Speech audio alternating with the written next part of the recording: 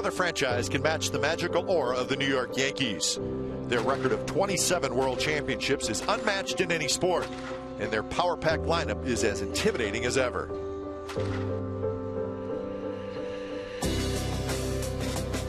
But this year, the Oakland Athletics aren't conceding anything to the umpire from the East. The 2012 A's have assembled another impressive array of young talent. These guys play hard every night. It's always good to have young guys around. They have that passion. This is where they want to be. They want to be in the big leagues, and you can see that drive and that intensity coming from day in and day out. And I think that sparks it within you as well. It keeps you going, keeps you motivated, keeps you pushing. Tonight, these two teams renew a rivalry that has been going strong for over 100 years, and the green and gold will have to be at their best.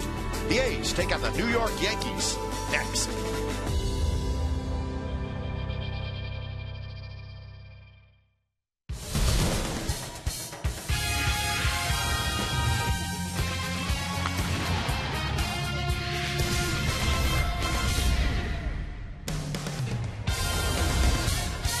Tonight is the first of 10 matchups this season between the A's and the Yankees, and tonight should be a busy place. Authentic Fan Friday here at the Coliseum. Derek Jeter in town. He's having a terrific season, and it's that man's job to hold down the Yankees. Tyson Ross will make the start tonight for the Athletics. So the place is jumping. It's the first of a three-game series, the Yankees and the A's. You'll see it right here on Comcast Sportsnet, California.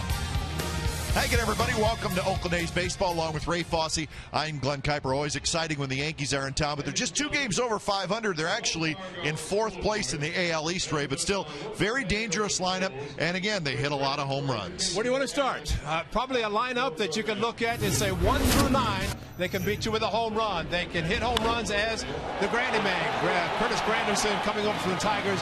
Great job. He's always hitting home runs. Alex Rodriguez starting to get hot again. A couple of home runs 2 days ago. Of course, everybody up and down the lineup. Mark Teixeira, not really off to a great start, but he can hit home runs for the left side or the right side. And how about our good friend Nick Swisher with the Yankees? He's also a switch hitter. He's doing a great job. And the captain, there's no doubt, Derek Jeter is just a tremendous guy. But 1 through 9, they can beat you with a long ball. Tyson Ross can stop that. Indeed, that's the challenge for Tyson Ross, Ray. When his ball sinks, he's good. Right. When it straightens out, he's not good. Let's hope he sinks it tonight. 2 games against the Angels in Anaheim, 23 ground ball outs total, and that's what he needs to do. Good news for him, he won here against Cleveland on his birthday, so he likes the mound here. He's changed his delivery a little bit. He's getting more ground ball outs. Also, remember, he's got the split finger fastball. I think he's up for this game, especially in front of the big crowd. All right, Tyson Ross will be opposed by Ivan Nova, who was a 16-game winner last year as a rookie. So there's your pitching matchup. Fireworks after the game. It is a huge crowd. Should be a fun night of baseball here at the Coliseum. It's the A's and the Yankees coming up on Comcast Sportsnet California. We'll have lineups and first pitch in just a moment.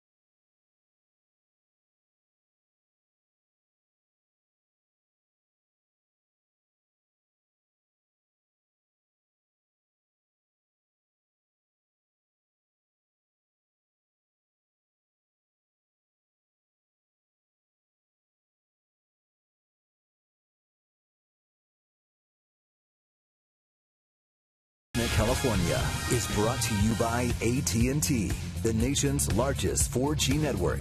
AT&T, rethink possible. And by Toyota. Check out the great deals at your local Toyota dealer today. And welcome back to the Coliseum. The A's just now taking the field, getting set to host the New York Yankees. Yankees will make 2 trips in this year, so the first of the 2 trips. So we're looking forward to a fun night and a fun weekend of baseball here at the Coliseum. A's and Yankees, the first of 3. Game Time Weather brought to you by the Santa Cruz Beach Boardwalk. Get to the beach. The admission-free boardwalk is now open daily. 58 degrees, breezy. So indeed, a chilly night. A few clouds in the sky. It actually rained a little bit this afternoon. So maybe a little cooler than normal, but a nice night. Put a jacket on and enjoy the ball game.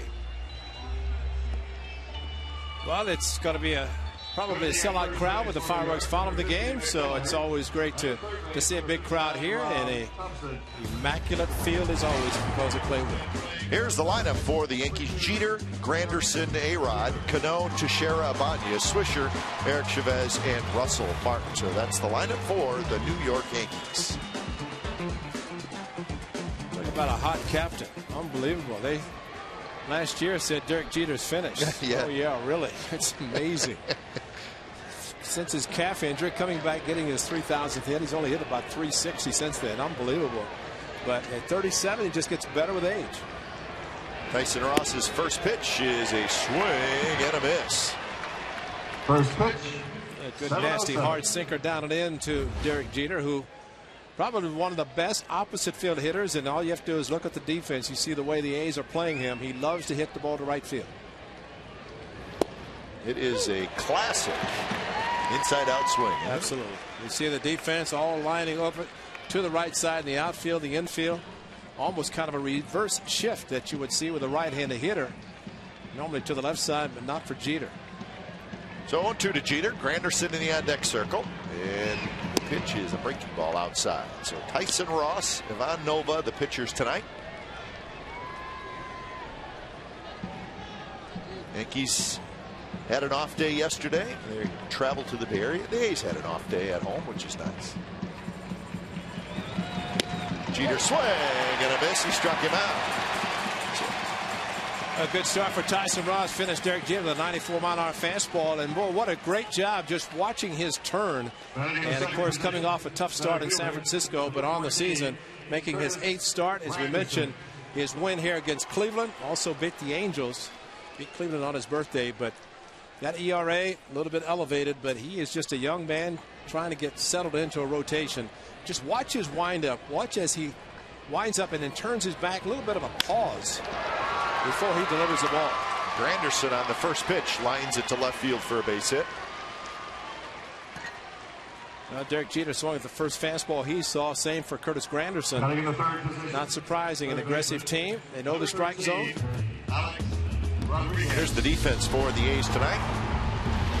Smith, Crisp, and Reddick in the outfield. Donaldson, Pennington, Weeks, and Barton on the infield. Kurt Suzuki behind the plate. So Alex Rodriguez steps in. So Ray, first 2 guys swing at their first pitch.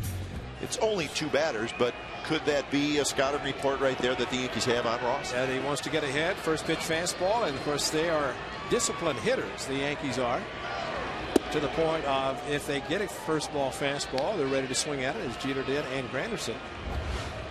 But it also means that Kurt Suzuki could call even a splitter, change-up type, slider. But he did throw a fastball first pitch to Alex Rodriguez. They like to pitch him inside, usually, what the A's have done. Hits that one foul to our right.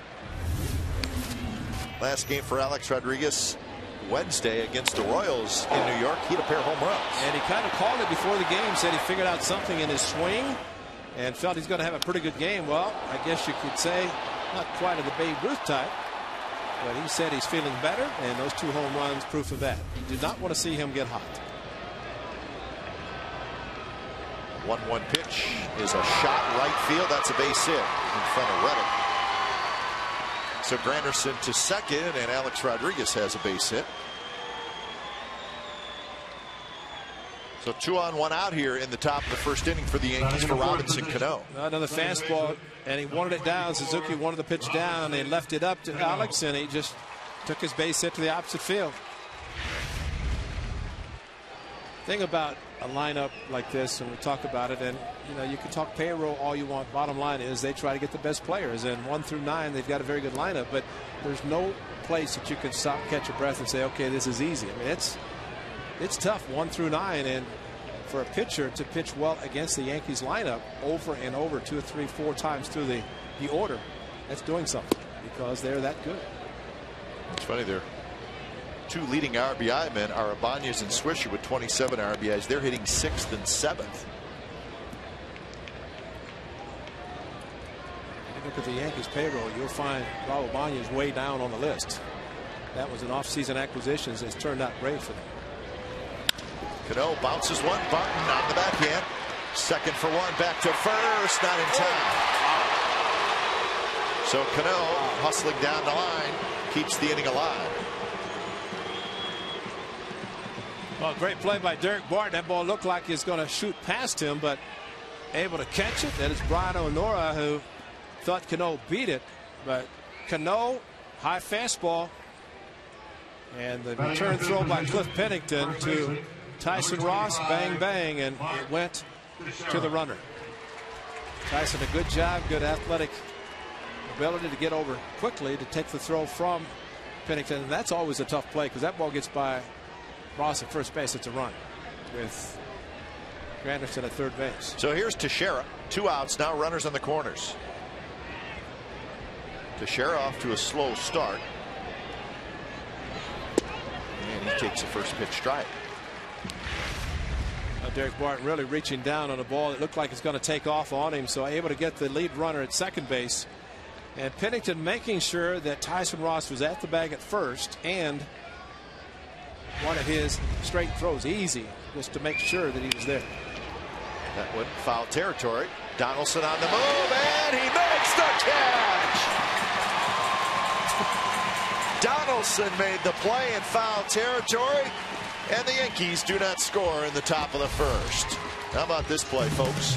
Outstanding, catches it, pops up on the mound, and kind of does a little backpedaling to the That's beautiful.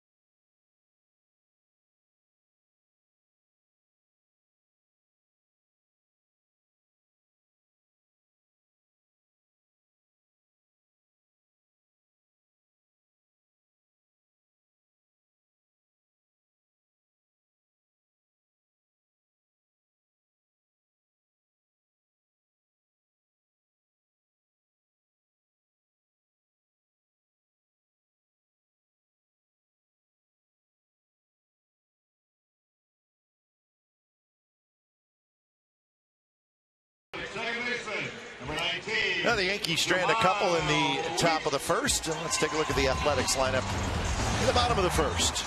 Weeks, Chris Reddick, Smith, Kaihui, Donaldson, Barton, Suzuki, and Pennington.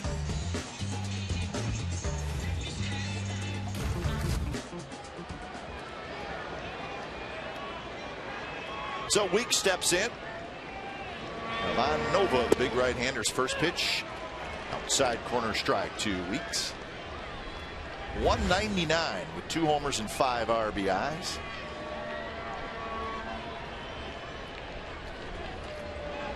Coco Crisp waiting in the on-deck circle. Alex Rodriguez and Teixeira both in case of a bunt by Weeks.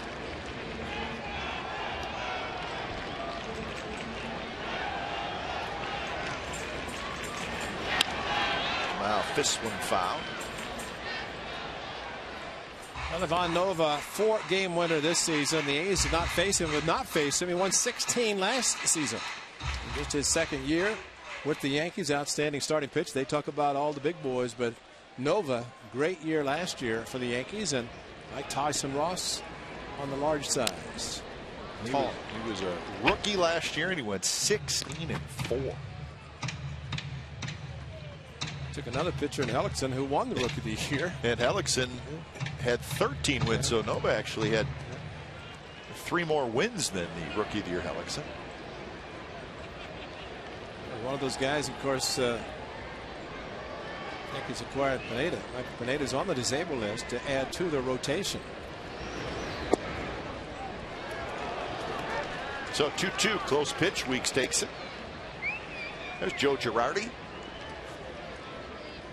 A couple of former catchers. Girardi, of course, the manager. Tony Pena's bench coach. A former manager as well with Kansas City. Now Girardi's bench coach. Both Shannon and the elected managers. Huh? Joe's a good one, though, no doubt. Very good catcher in his own right. Caught David Cohn's perfect game. So how would you like to have been a teammate of the captain Derek Jeter, and then now you're managing? That's exactly what Joe Girardi's doing. So full count to Weeks, and the pitch fouled again. The Yankees last year won the American League East, winning 97 games. So they had the best record in the American League, but they lost in the division series to the Tigers 3-2. They had the second best record in the major leagues. Only the Phillies were better. So great regular season, very disappointing postseason for the Yankees. See that one guy standing there? His name is Andy Pettit. He was out of baseball. He retired before last season, and he is back. There's Pettit, next to Larry Rothschild. He's made 3 starts and got that already. A couple of wins and pitching great. 8 innings the last start. It's a nice addition to a rotation. Yep, just plug him in.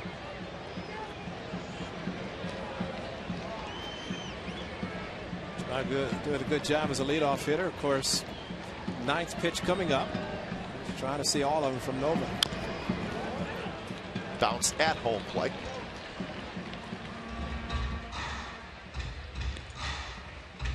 So the A's and the Yankees. These two teams will play 10 times this year, 7 times here in Oakland, just 3 in New York. And the A's trip to New York isn't until the end of the year, mid-September. Yankees will come back here middle of July for a 4-game series. That one bounced up the middle into center field, a base hit.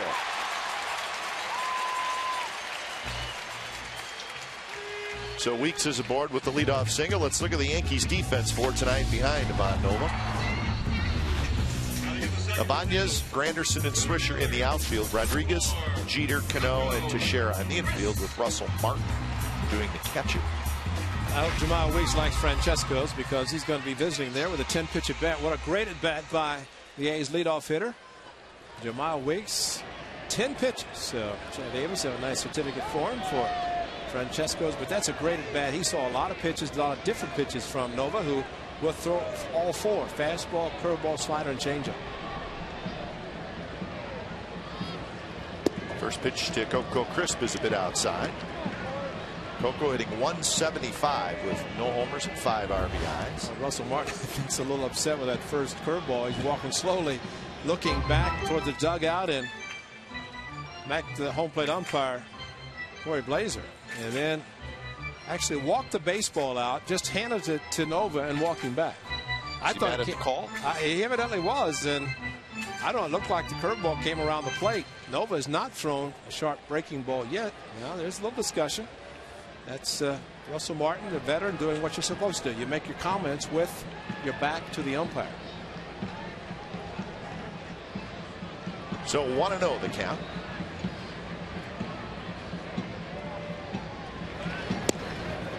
But is walking the ball all the way out necessary? I mean, I'm not trying to be a smart aleck. I mean, I'm asking you. You were kind of, I mean, I don't know. Is it you trying to make a point early? Yeah, he definitely was trying to make a point. I think he did.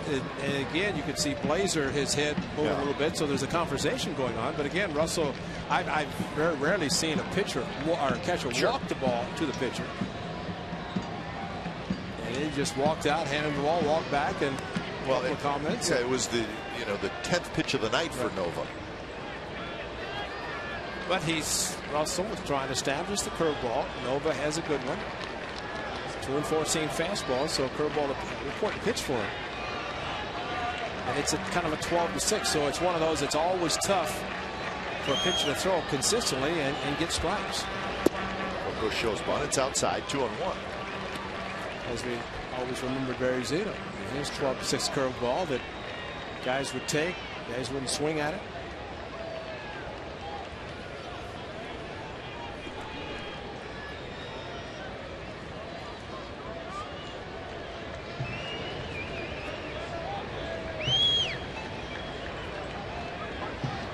Weeks, good lead as always. Not running. And Coco hits one right toward Jeter. He's near the bag. He'll take it himself. And that's a double play.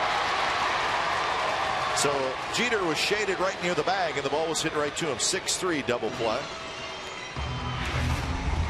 Another ground ball, but unfortunately, as this ball a little bit away from Coco, right to Derek Jeter. And even though Cano was there, he took it himself, which he should have because he was that close to the bag.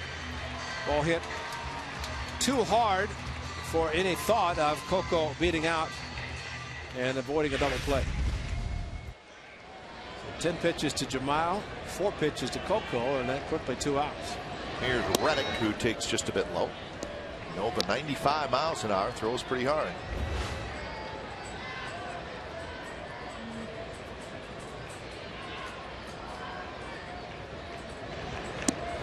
Big overhand curve, and there's the one Ray's talking about. Drops in, and he likes to throw it. It's a pitch that he can throw for a strike, even though it's got a lot of break.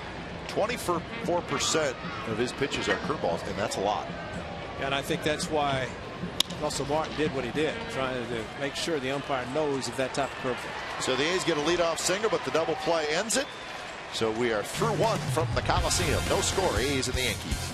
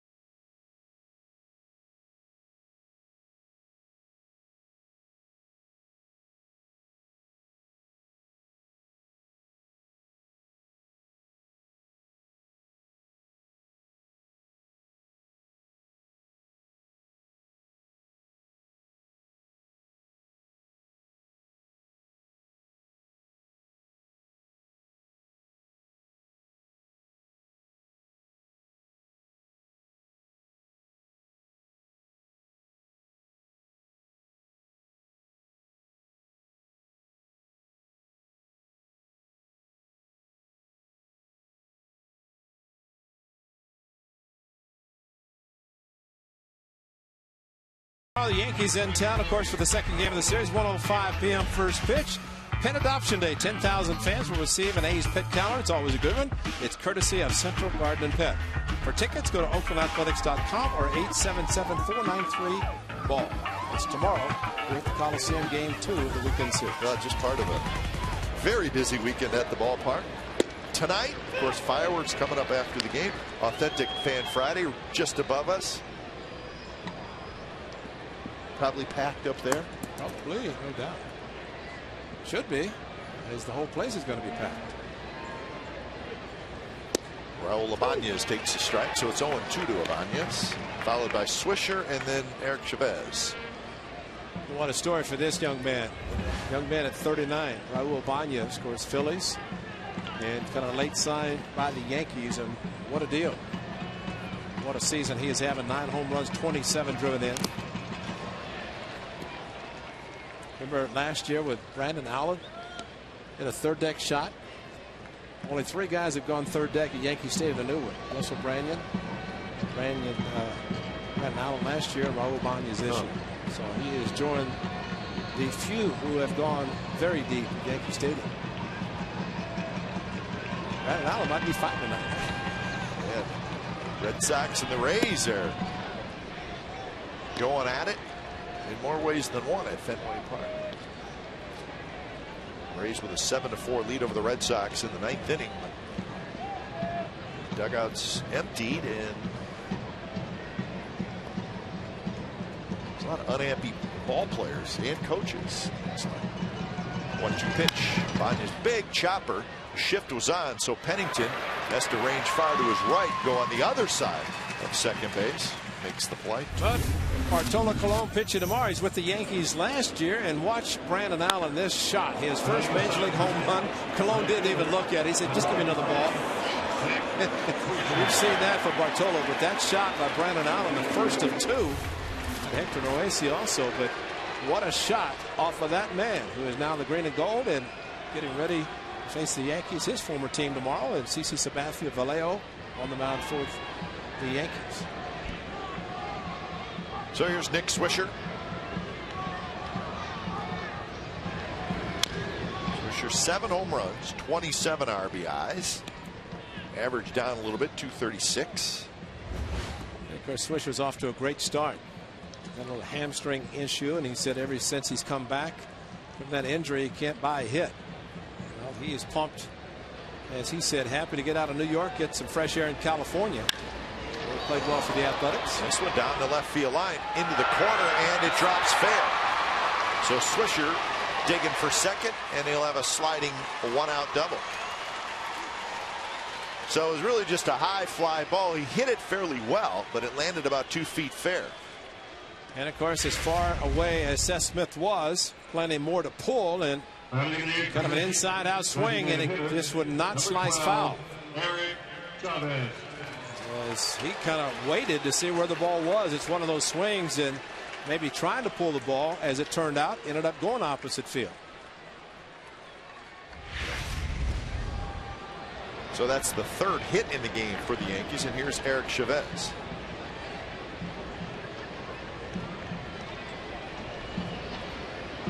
Chavez is the DH tonight. Takes a breaking ball for a strike. The A's fans like the 2 guys. Nick Swisher at second, Eric Chavez hitting, but they don't like them so much now that they're in the traditional Yankee road rays.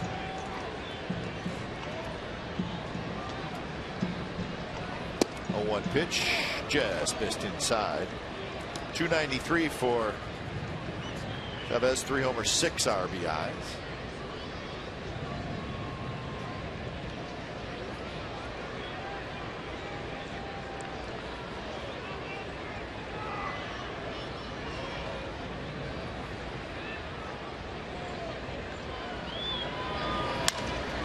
Bounces it. Big hop for Barton. And he'll flip to Ross. And that's out number 2 with Swisher going to 3rd. Well, Nick Swisher with the Athletics came up with the system and played well, no doubt. This is when his father, Steve Swisher, came in, and Swish had donated his hair for charity, and Swish could play. And the old saying goes, he and Milton Bradley, it seemed like every time Swish hit a home run, Bradley would also, and Frank Thomas. And I'll tell you what, he may talk a lot, but he can walk and talk, man. He could play. And he had some great seasons with the Athletics, very energetic, and he's taken that energy to the White Sox for a year, and now Yankee.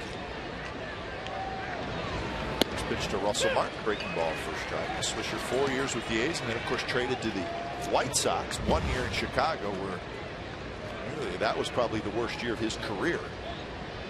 Then he got traded to the Yankees, and now his 4th year in New York, and I think he likes it. Close pitch, 1-1. A big out on Teixeira in the first inning. Great play by Josh Donaldson with a couple of runners on base, one in scoring position, actually first and third, and we have it again, a runner, 3rd and 2 outs. So Tyson Ross, early trouble. See if we can get out of another jam.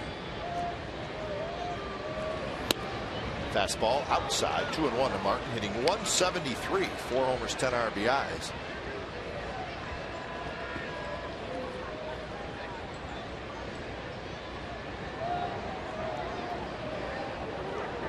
See the crowd tonight? Maybe a sellout, or maybe close to a sellout.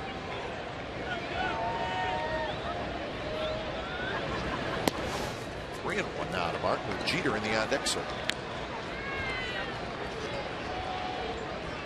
A couple of sliders that Martin has not offered at, and so far 3-1 on Russell Martin, the 9th place hitter, and Derek Jeter leading off in the on-deck circle. There's a challenge fastball and how good this one will be if he does throw on a fastball.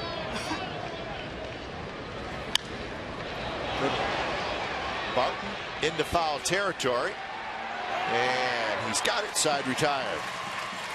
So another runner stranded for the Yankees. We head to the bottom of the 2nd. No score.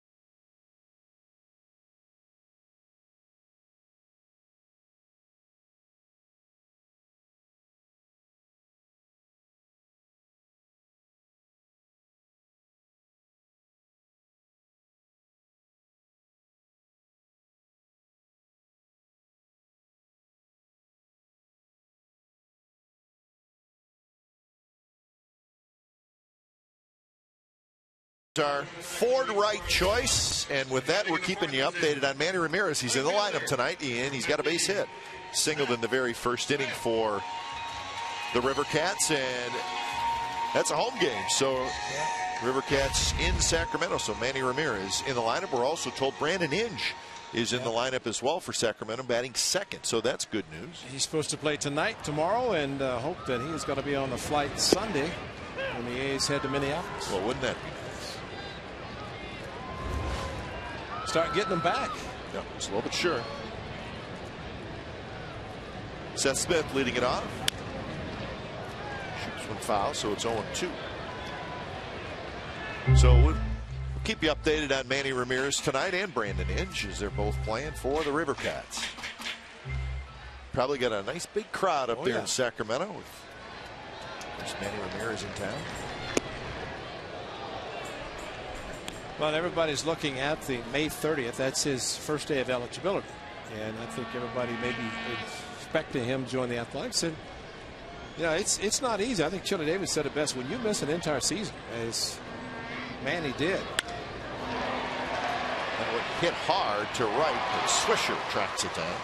But it's not easy, first of all, to miss time, even as at a young age, but be 39 turning 40 on the day that you're eligible. Batting in the 5th position. I mean, granted, some guys can fall out of bed and hit. Those are good games, but Chili Davis knows from experience that the older you get, the harder it is to come back. I'm sure as much as Bob Melvin would like to have some offense, he hopes to get it, but get Manny Ramirez, if that's the case, at a time when he's ready to play and ready to contribute. First pitch to Kaiahue is outside. Well, Manny had less than 20 at bats last year with the Rays, so you're right. Really, that you could almost say he didn't play at all last year. You'd have to go back to 2010 by missing as much as he did last year. 1 for 17 last year. Guys staying around. Andrew Jones, just amazing career he had as a youngster and still going strong.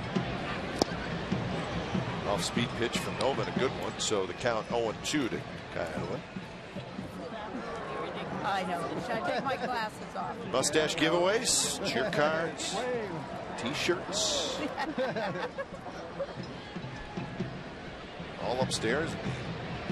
Valued at. An overhand curve and a good one. And that's strikeout number 1 for Nova. All right, here's tonight's Home Depot doing more on defense. Remember these plays? That was the best one right there. From the seat of his pants, made a nice play. And he's got one tonight. Well, he's got a great arm, and definitely tonight, never know what Mark Teixeira would have done with another chance, but Donaldson took it away. Hit a golf ball, too, as the group playing in front of him found out yesterday. I was playing behind him. You were in front of him? No, I wasn't. I was told about him from the group that played in front of him. Yeah, and said he didn't bother to let them get on the green. That was dangerous. Great course. A lot going on yesterday. Good day at Round Hook Country Club, Alamo. Tonight, this is probably the top. First and third, Mark Teixeira at the plate. Donaldson in a big foul territory. Caught it to hit the mound. Came close to the mound. Popped up. Did a moonwalk back to the dugout. That was an outstanding play. And of course, knowing the foul territory here, Eric Chavez knows, as he's now with the Yankees. But boy, if you're not that familiar with it,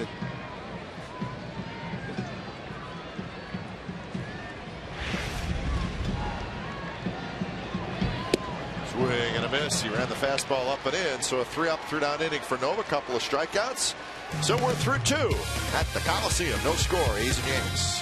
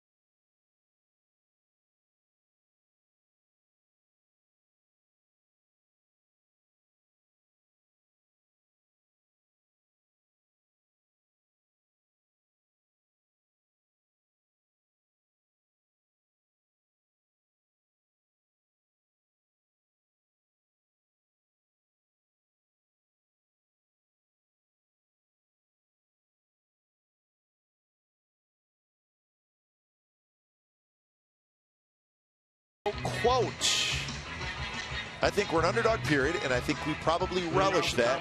We're certainly not scared of them. That's the manager, Bob Melvin. I'm playing the Yankees. I don't think Bob Melvin's afraid of playing anybody. He is into every game, and actually two very good managers, two former catchers managing the respective teams. Joe Girardi, the Yankees, Bob Melvin, the Athletics, of course, and both good ones. So Jeter to lead it off, followed by Granderson and Rodriguez. First pitch, ball for a strike from Tyson Runs. The Yankees won the World Series in 2009, but before that, you got to go back to 2000.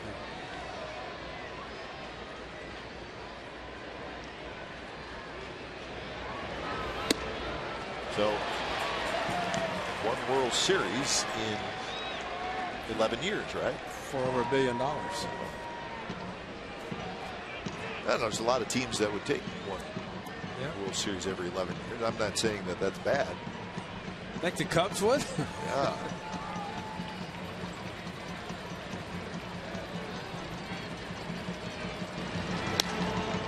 Jeter shoots that one foul. Well, a former Athletic, of course, his number retired, number 9 here. And of course, we're 44 at New York. Of course, Reggie Jackson, he is and was in uniform tonight and works for the Yankees. He's here, of course, with the Yankees in town.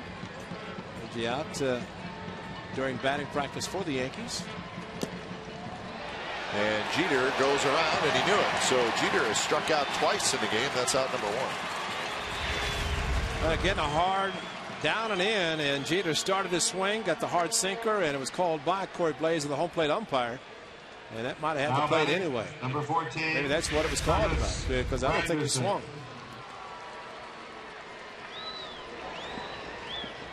Now there's your fastball and slider, pretty much 2 pitches, and then the change, which is a split finger fastball for his change. A nice pitch that he has added.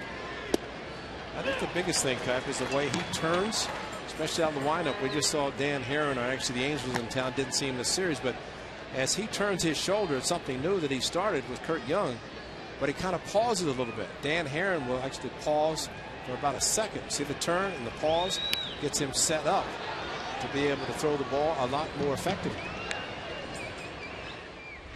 Watch the turn as he goes to the windup. He still has a short stride, but the turn there kind of pauses on his right foot, balances himself, and then pushes off with the right foot. And something that Kurt Young picked up, worked with him, and just trying to change to get him more consistently in the strike zone, especially down in the zone, to get the ground ball outs. Kurt Young is so good. He's been good his last 2 starts. Of course, the 6 shutout innings down in Anaheim, and then his last start, even though he took the loss in San Francisco, he did pitch well that day. The only drawback, he walked 4.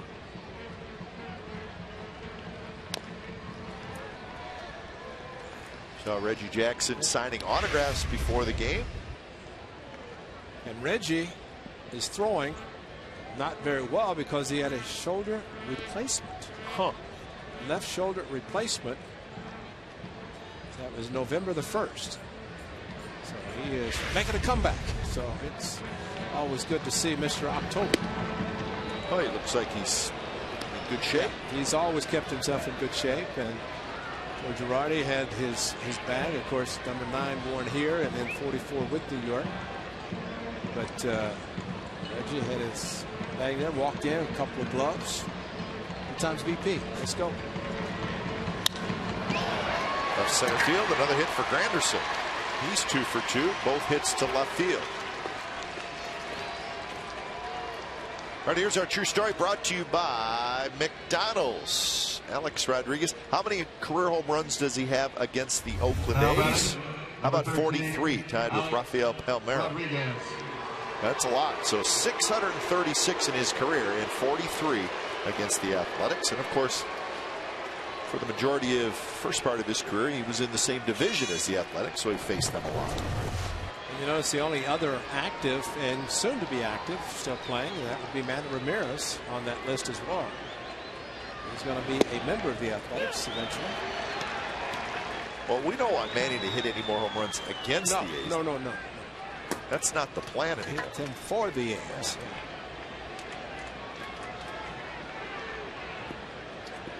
Rodriguez had a base hit in the first inning.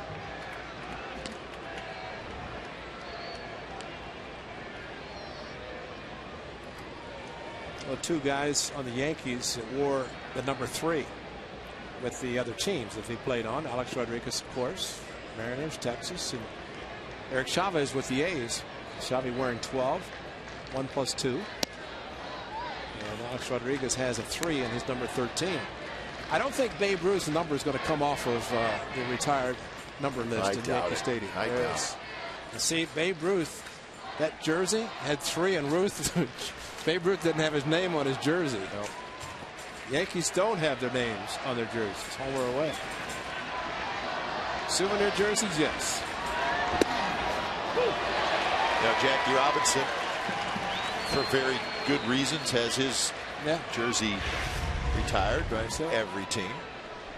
A slider, for some reason, Alex didn't like the call. Maybe thought it was too high. But the thing about Alex Rodriguez, stay hard. Everything hard. You get Iron hopes. Swing and a miss. So Alex Rodriguez strikes out. That's the 3rd strikeout for Tyson Ross. Well, he goes back to that hard sinker down and in. And Alex Rodriguez, no contact, pitch out of the strike zone. Number 24, Robinson Cano. So here's Robinson Cano. That is a very, very good pitcher's pitch. Especially with the movement that Tyson Ross has on his fastball tonight. Cano reached on a fielder's choice in the first. So my point was, so Jackie Robinson, for all the right reasons, because he's retired, but if you could probably make a point that if there was another player in Major League Baseball history to have his number retired, it would probably be Babe Ruth. Would you agree with that? And yes. I mean, I'm talking the history of baseball, influence, what he did for the game. There's been talk about Roberto Clemente, number 21, but I agree. Babe Ruth, I mean, when you build a house. Well, it's just, I mean, his name is baseball. And Roberto Clemente for the Latin players. Exactly. And that would make a lot of sense. Right. And that's the reason that there have been some who said that should be retired permanently, like Jackie Robinson. Not only Mariano Rivera is wearing the number 42, and coincidentally, Robinson Cano is wearing 24. The opposite turnaround, of course, named after late Jackie Robinson. Way inside. Well, the Yankees got all kinds of numbers retired. But check this, you got number 8 twice. Yeah. Bill Dickey and Yogi Berra. So 2 and 6 are sitting out there. Jeter has it, and we've speculated about Joe Torre, who wore number 6. Think about what he did for the Yankees franchise. Probably not in our lifetime, but there will be a day wearing number 101 for the New York Yankees. 101, and we're not talking about the freeway? Because of the number of retired numbers. Of course, Derek's number 2 will be eventually retired if he ever retires. I hope he does it. That one's lined right center field. Coco Crisp on the move, and it goes over his glove and all the way to the wall. Here comes Granderson around third. He will score. Cano stops at second, and the Yankees lead 1-0.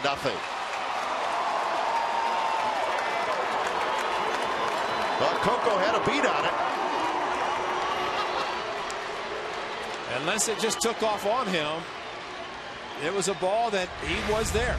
And Robinson Cano, he's got a strong swing, but the thing is, Coco, with his speed, got to the ball and it went off his glove. So he got to it and just missed it as he put up his glove, and he closed the glove and looked like he hit him right on the side of it. So the Yankees jump on top. So they're going to give Coco Crisp an error.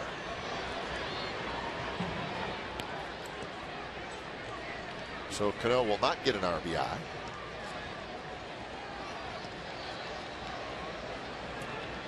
0-1 to Teixeira, who fouled out. Nice play by Donaldson to end the first inning. That happened with a couple of runners on. Shift is on.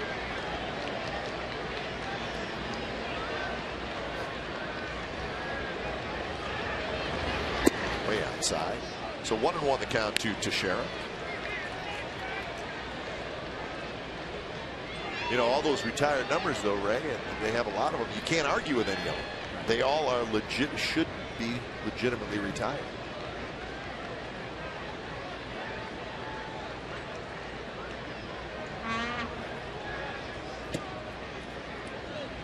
So 2-1 now to Teixeira. Ross has to dig down after the defensive mistake by Coco Crisp.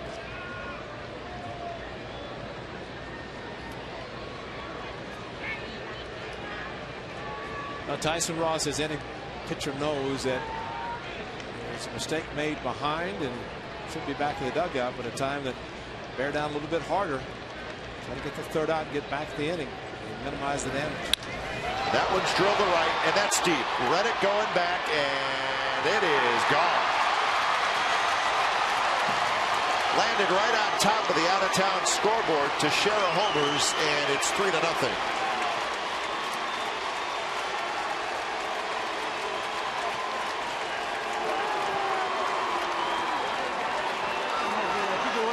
Well, the one thing about Teixeira, he is very strong. He keeps his bat back. It's an off-speed pitch.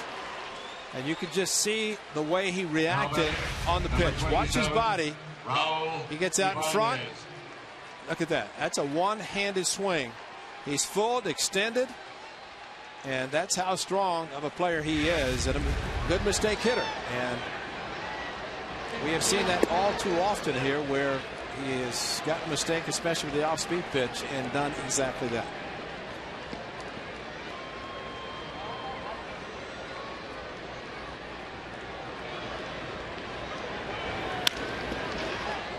Pennington backhands, and that goes under his glove into center field. So Banez is aboard. See what the ruling is on that play. It was going to be a tough play for Pennington. Now this is at 88 miles per hour. And again, there's no doubt that Mark Teixeira, it's a, you know, the fastball, he could not get around on a fastball his first at bat, and the count was 0-1. And Cliff with the shift, he's playing on the first base side of second. Fielded the ball to the right side by Banez in his first at bat. This time it's got to be a tough play because Banez gets down the line very well, and even had he backhanded the ball clearly and cleanly, that it's got to be tough to throw him out. So it goes as a base hit for Banez. A breakdown this year for Ross. 389 is what left-handed hitters are hitting against him. Tonight, Granderson with 2 hits. Teixeira with the home run. Banez with a hit. Swisher with a double.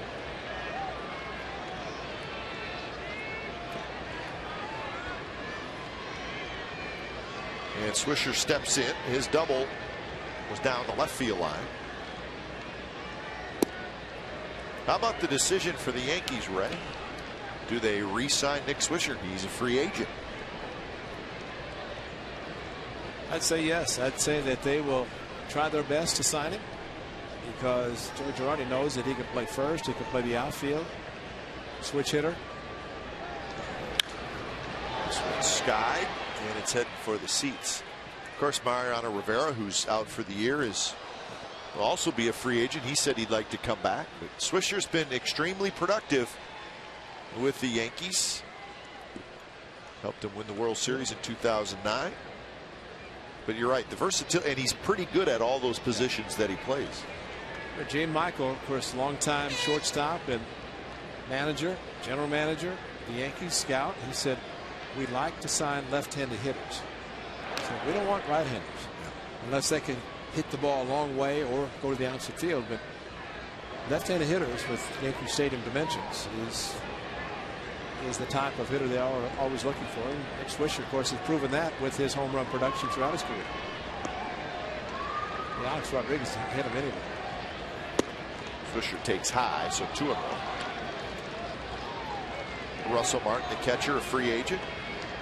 Some of their pitchers Kuroda, some of the veterans, Freddie Garcia, they'll all be free agents.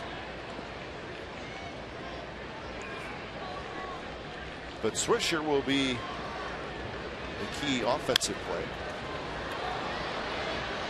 I just think it's humorous that they're always talking about the Yankees trying to get the payroll down to get under the major league threshold for luxury tax. Forget it.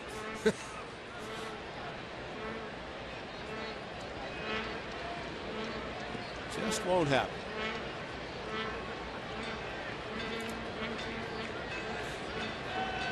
Two and two to Swisher. Banyas takes off, and this one's hit high to center field. Crisp to his right. He's got it side retired. So 3 runs for the Yankees, a costly error by the A's. 3-0 New York as we head to the bottom of the 3rd.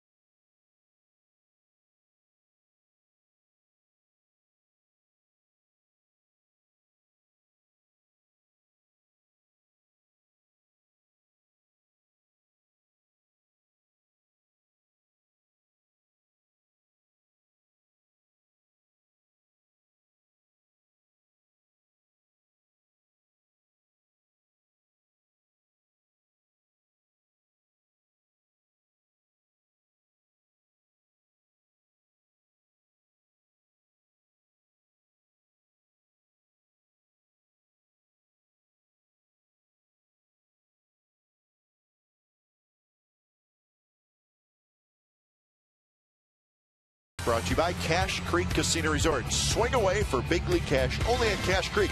Visit cachecreek.com for details. Nice look at the Coliseum with the big crowd. 3-0 Yankees. It's the bottom of the 3rd.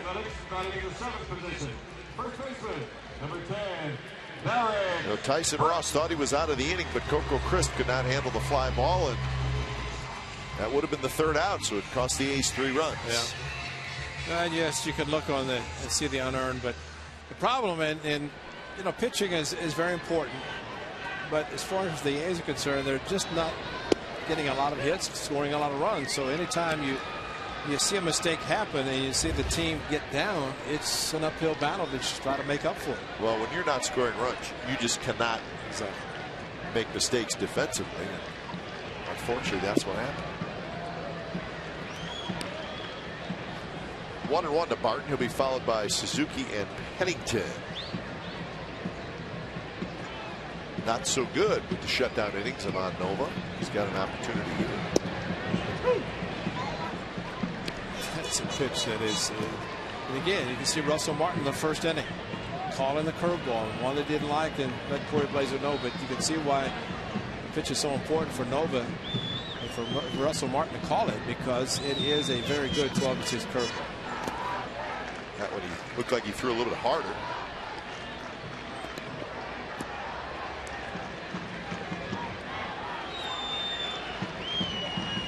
Barton hitting 198 with a homer and 4 RBIs.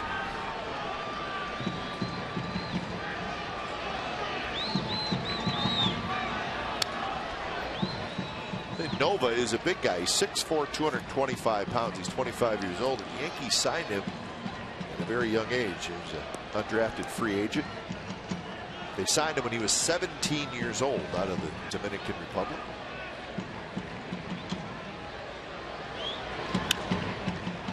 So you see that a lot where teams sign Latin players at a very young age. It takes them a while to develop because they are so young when they enter professional baseball. But when they do get there, they've played a lot of professional baseball, which is it's a good thing. Larry Rothschild, former manager of the Tampa Bay Rays, alongside Joe Girardi. It's Joe's pitching coach. Another foul ball by Barton. One thing they might not be liking right now, the number of foul balls with 2 strikes. That is the 7th. 4 with Jemiah Wicks, a 10-pitch at bat, and now 3 to Derek Barton. 38 seasons for Larry Rothschild.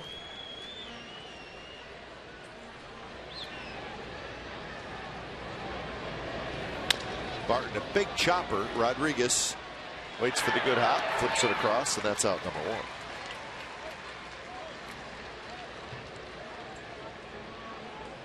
So that'll bring up Kurt Suzuki. Batting in the 8th position, number 8, the catcher, Kurt Suzuki. Said it rained a little bit. See, when I left my house to come to work, it was raining. It turned out to be nice. It's supposed to be a beautiful weekend into next week. Nice weather, so tickets are available for tomorrow and Sunday.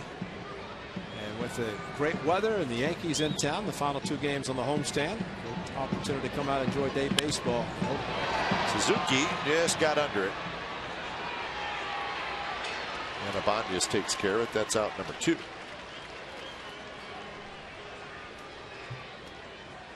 Now, the second issue is now available for the A's magazine, and it features Brandon McCarthy and Bartolo Colon. You also get to know about Chili Davis and his great job as a hitting coach, and about cooking with Cliff Pennington.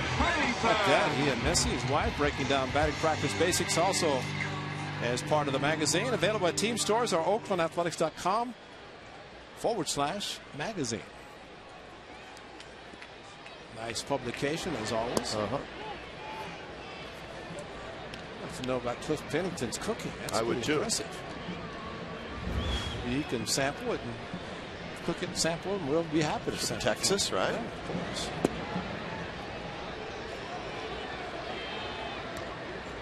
Cliff Pennington along with Kurt Suzuki and Scott Sizemore coming out to the A's golf tournament last night. Short Q&A for the folks who participated. They didn't play in the golf tournament, but did come out for the evening. Did you have fun yesterday? It's a nice day. Did you guys win again? Of course. I mean, yes, we did. Are you serious? Oh, gee. Well, I tell you, come on now. You know, you get a good group of guys. Sandbaggers. No. They win every year. Every these year guys they are win. good. Keith Simmons. I mean, just again, Simmons drives the ball. You know that. I saw the longest Bobby drive. Jones, Was it Bobby 295 yards? Bobby Keith Simmons? Jones, yeah. I mean, these guys can play good. They play every day. I'm not. Keith, of course, State Roofing System, big sponsor of the Athletics, so it's nice to let him win every once in a while. I just happen to be playing with the right group. All right. But you know, one thing I am very impressed with you, because there was a short par 4, and got up there and they said, "Is it close?" They said Glenn was closer. I said, "Who?" Yeah. Glenn Kuiper. So, par 3. He was a par 3. of course, I've won that we went straight down. Yeah. Did I hold on to win the closest to the pin? No. I would have told you if you did, but no, you didn't. That's oddly impressive. You were in the top. That's what happens. That was our first hole. So if you get closest to the pin on the first hole, it's not going to last. It's just not going to last. But you were mentioned. It's good. You were in the top whatever. That was close. So you guys won again, huh? Well, I missed it last year, so rejoined the group. And see what happens? You're the lucky charm. I played with a group of very nice gentlemen from Chevron. That's great. And they were great. We had fun. I had fun. We laughed a lot. Chevron Group was a major sponsor. They gave Chevron gift cards for the prizes, one of which for the closest to the hole that you didn't win. Could have got a gas card. That's right. That was a good day. It was fun. Yeah, community Round Hill Country Club, beautiful. 30th anniversary. It's the 30th anniversary of the A's Community Fund Golf Tournament. Started in 1982. Left to Haas Family Courts. So nice turnout. Beautiful golf course, and I think all the houses and windows were protected or saved throughout the day. For the most part.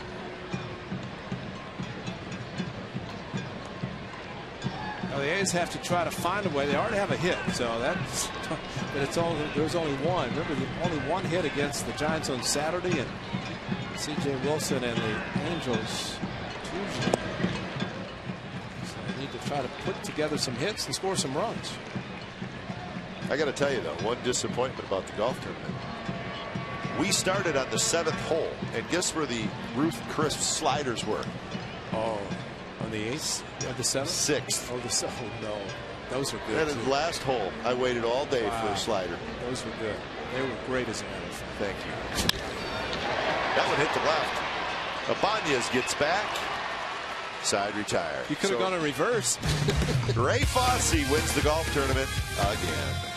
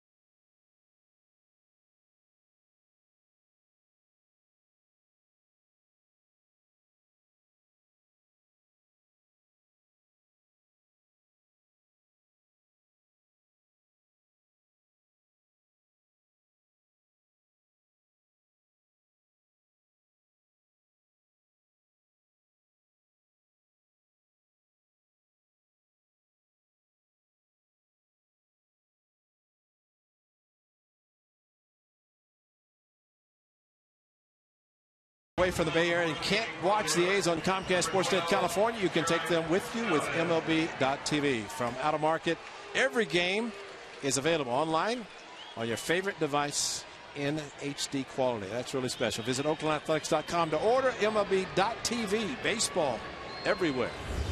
You got it? Enjoy it. Always use it.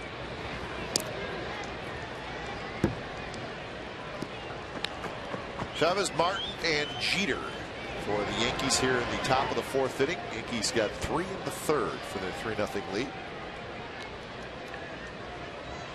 Well, Tyson's got to be a good pitcher and become a long man right now and just hold the Yankees down.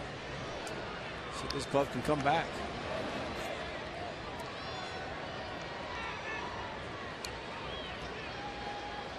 Brandon Inge was so special for the Athletics when he first joined the club. 2 3-run home runs, 2 grand slams. Got kind of spoiled with the offensive production from Brandon Inge alone.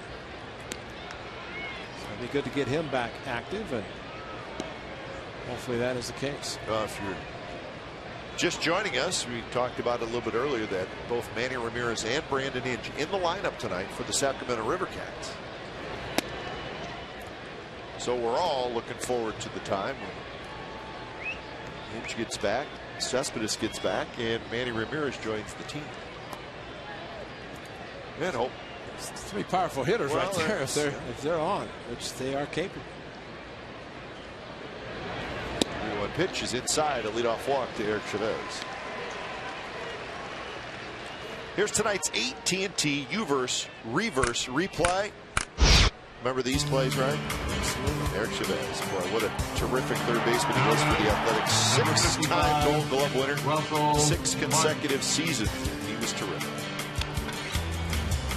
It's still amazing when you hear him tell the story about when he first came up. He was not very confident playing third base. He prayed that the ball would not be hit to him.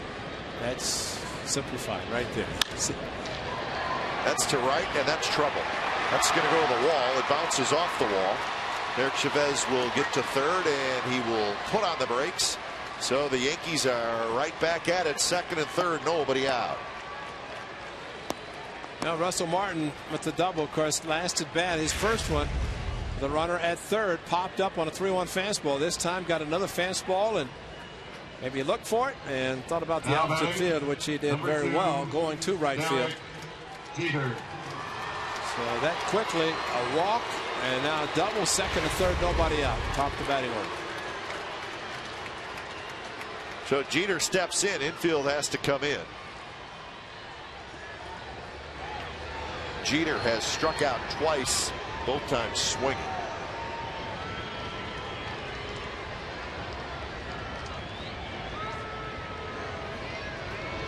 First pitch is swung on and fouled back. Jeter chased a pitch that was out of the strike zone.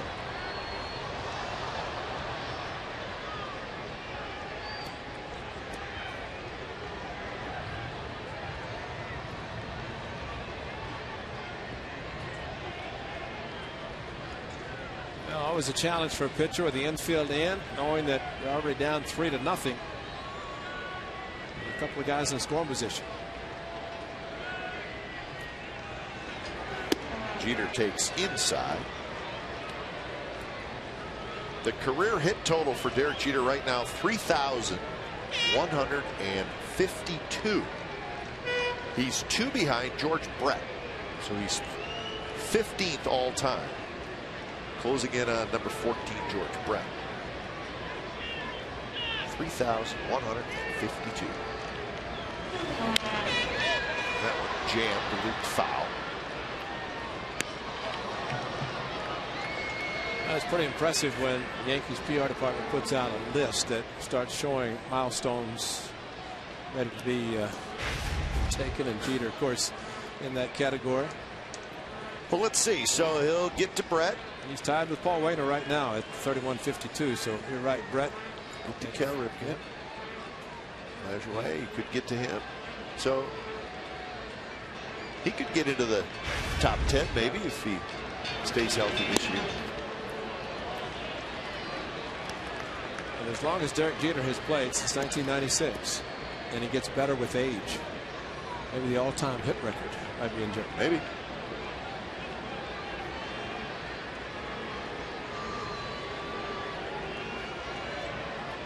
Two and two the count. Ross needs a strikeout or a pop-up. And Barton into foul territory, makes the catch.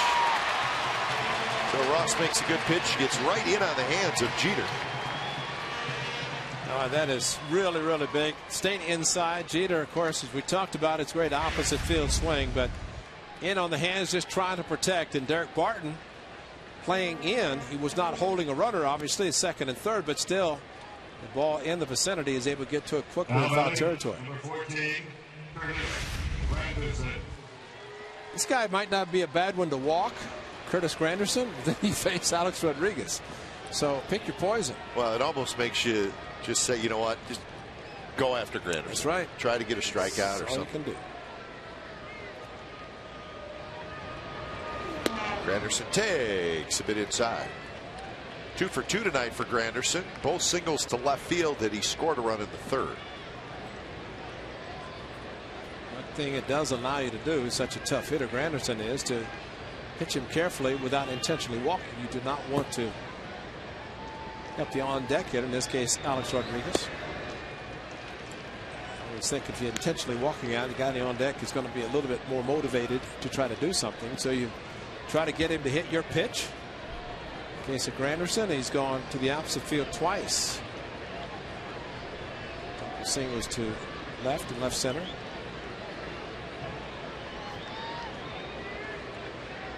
The infield not all the way in now.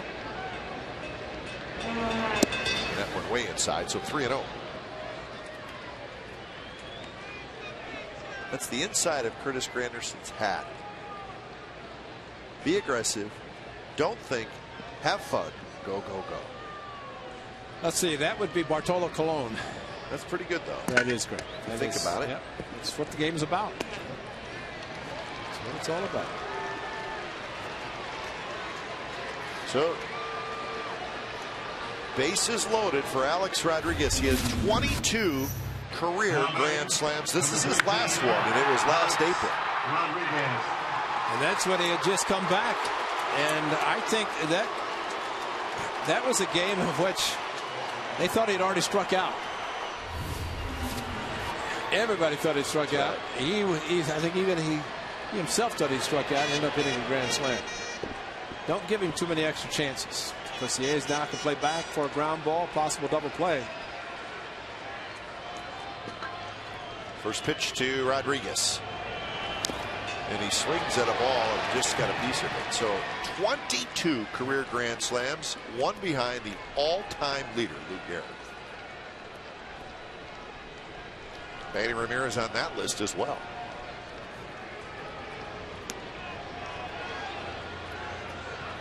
You hit a lot of home runs, 500, 600. I figure you're going to come up at times with the bases loaded, and you had a chance.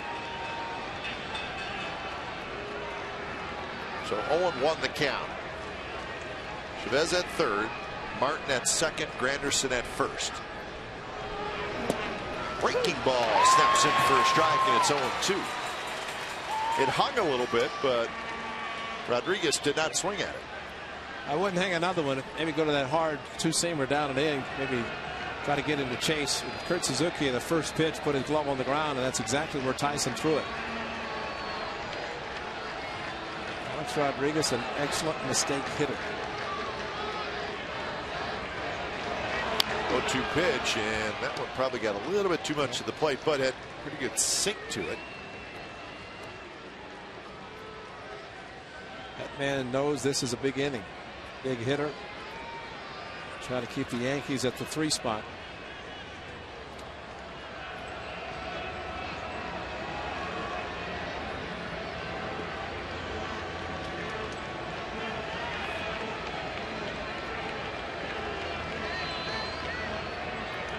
Long look by Ross. Now he's ready. That one hit on the ground. Pennington has it. They'll get the out at second. Throw to first. Double play. So Tyson Ross does the job. Keeps the Yankees off the board in the fourth. Bottom of the fourth. Coming up 3-0 New York.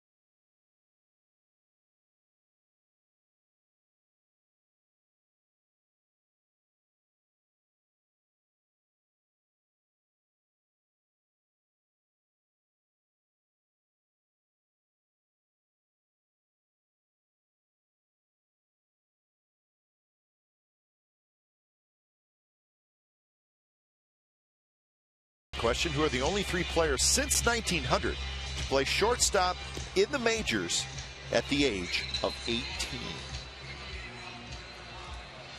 I know one of them. Robin Young. Personally? Absolutely. Well, no, not personally, but I'm like 99% sure that Robin Young. I know he was 18 with the Brewers. You like that guess? I know he wore number 19. That's the only thing that makes me think. Yeah. Because I want to say he came up and he wore his number when he's 19, okay. but that's that may have been a full year. So he could have come up when he's 18, and maybe in September. All right, how about this thing? Alfredo Griffin. Remember when he came up with the Indians? Oh, yeah. And he was very young. We're just guessing. Then again, we're playing the Yankees, so the answer could have a Yankee in there somewhere. Coco hits it hard, but it stays up. Granderson has it. Well, Alex Rodriguez, you figure he's a big home run hitter, but Tyson Ross made another very good pitch. Hard slider down and away, and Alex tried to pull it, and they tailor-made 6-4-3 double play.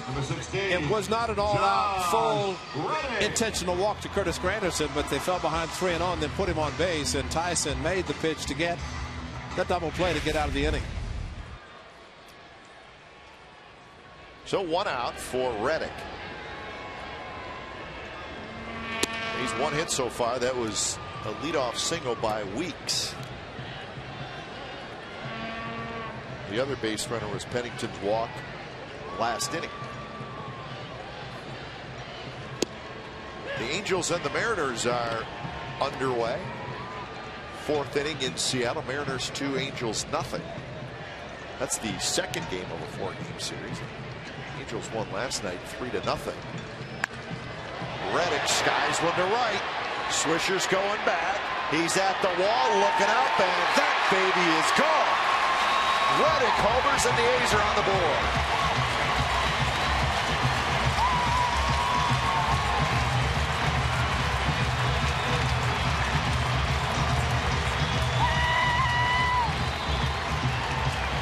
Well, have a month, Josh Reddick, and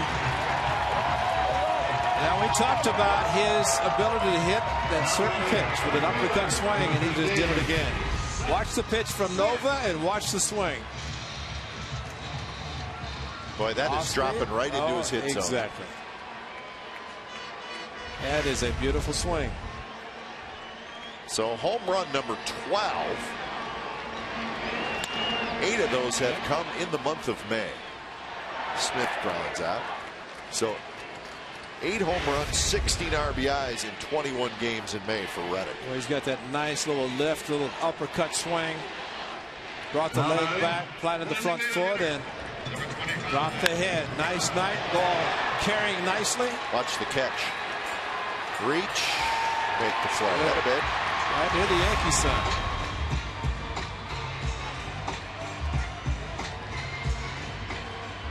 So 2 outs now here in the bottom of the 4th, and Kaihue steps in.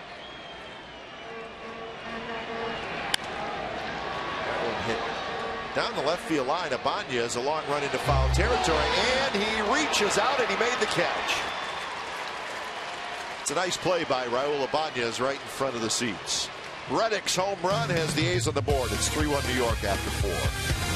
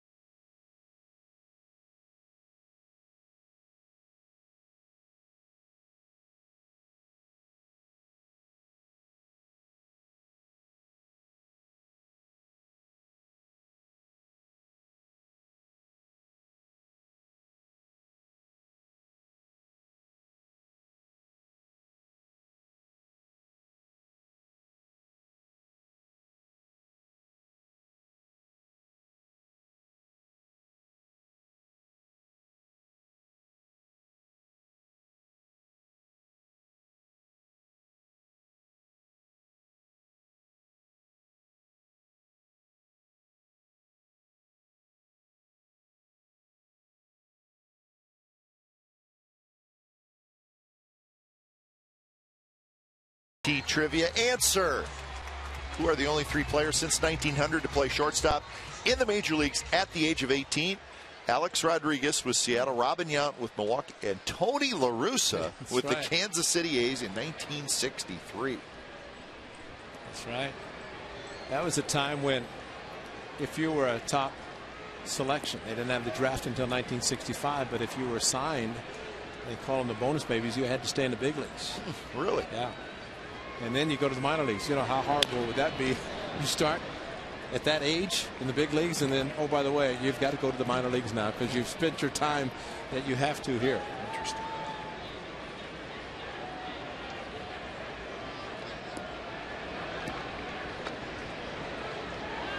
Cano, Teixeira, and Ibanez here in the top of the 5th inning. And that one's driven to center, and that's hit well. Chris going back, still going back, and it's gone. Cano answers right back, and it's 4-1 New York.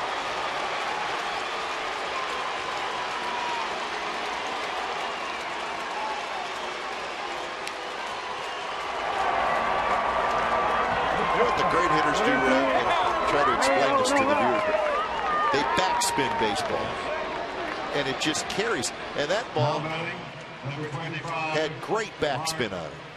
Well, he's just a great hitter. There's no doubt. And he's a year away from free agency. And guess who the next big signing second base is going to be? I mean, you think about it, and you're right. It's kind of hard to explain, but it's that ball just keeps going. Well, it basically spins reverse because you get top spin. We talk about it, and it dies. It just will die quickly. But the backspin, line drive, especially that way, it's going to travel. So for Cano, his 6th home run of the year, and Teixeira, who homered in the 3rd, steps in.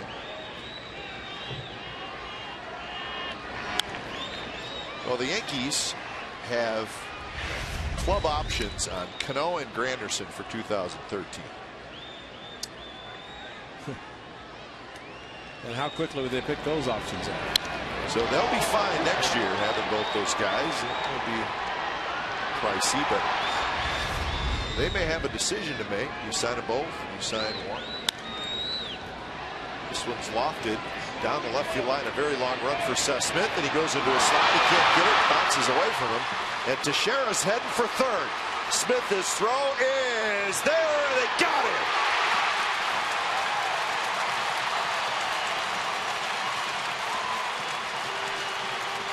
Terrific play by Pennington, the shortstop, who had to cover 3rd. Smith hustled after it. He made a nice throw. Boy, Pennington just had to hang in there. Well, it's such a long run for Seth Smith, and a great covering of 3rd by Pennington. But Seth Smith went in the slide, and then it kicked off his body. And then you figure it's going to be an easy triple into foul territory. But he hustled after the ball and watched the perfect throw. A one-hopper to Cliff Pennington, tagged him in the chest as he tried to get in safely at 3rd base. What a play by both Seth Smith and Cliff Pennington.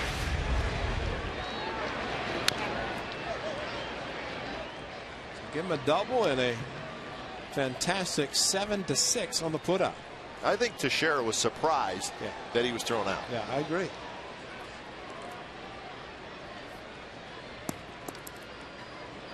But that's a matter of Cliff Pennington. Of course, you'd think, where's the 3rd baseman? But Josh Donaldson going out, and Pennington coming in quickly, thinking there's going to be a play. Didn't pay attention, but it's Corey Blaze, the home plate umpire, made the call because the 3rd base umpire usually goes out, fair or foul.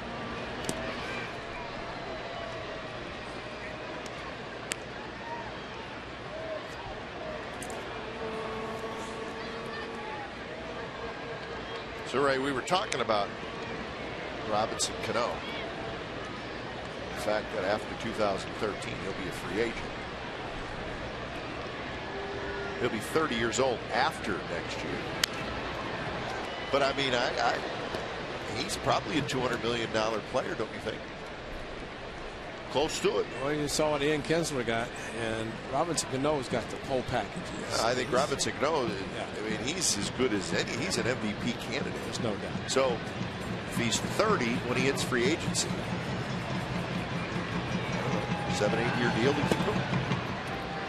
Between 20 and 25 million. I mean, it's a ridiculous amount of money, but normally you would normally be saying that because he's a second baseman, but you look at what he can do as a second baseman, which is unusual. He's a great defensive second baseman, but he's a power hitter. Second, short, usually are not your power hitting positions. They're more defense, and your corners being your power. But and he's a Gold Glove. Oh, he's a Gold Glover, yeah. So and he's getting better and better defensively. But there's no doubt he's there, and the Yankees going to keep him. There's no way they're going to let him go. I mean, so if you figure 20 million a year for 8 years, that's 160 million. But you don't, when you have the money that New York does, you do not let a guy that puts up numbers like that get away. It just doesn't happen.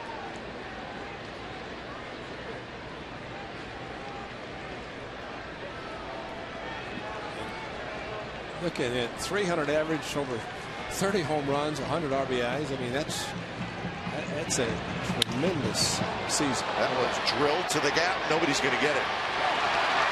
Bounces off the wall. Abanez with a double. He can still hit, folks. Yeah. He's 2 for 3 tonight. It's a Cano with his dad pitching to him. Won the home run hitting contest in Phoenix last year. Last All-Star parade.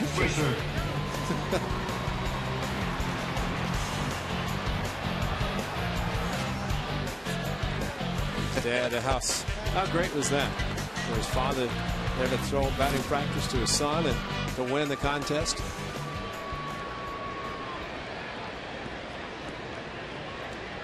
So 3 straight hits off Tyson Ross. The A's did get the out at third. So Swisher steps in. Abanez at second with the double. Swing and a miss. Action out in the A's bullpen. Jerry Blevins starts to throw. 90 pitches for Tyson Ross.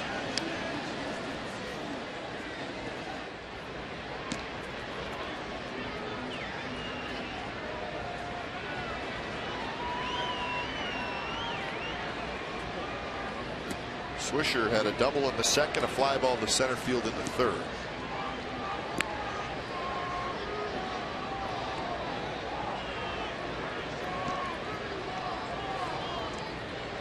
Mention that Angels-Mariners game. That's Santana for the Angels, Bevan for the Mariners.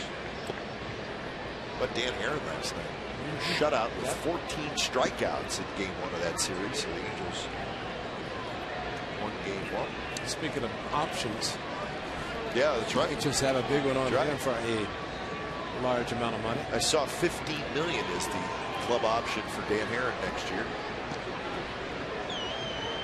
It's up to the club.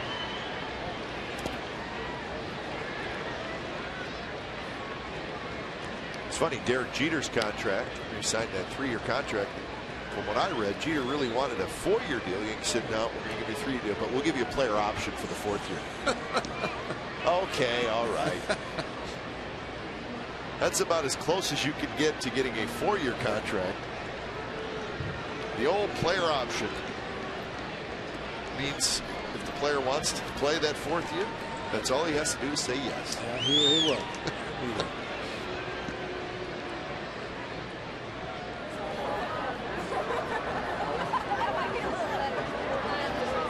Up in the value deck. Authentic Fan Friday. With signs. Sportsnet tonight. Authentic signs. That's pretty good. Just graduated from school. That's a good effort. Enjoy yourself for a little while if you just graduated. Looks like a good crowd up there having fun.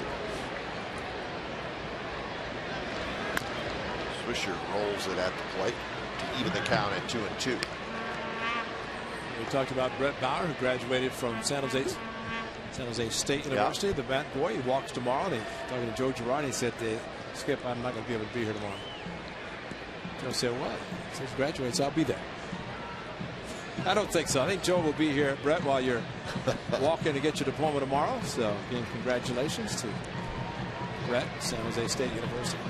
He's a Spartan. Swisher got a hanger and he fouled it back.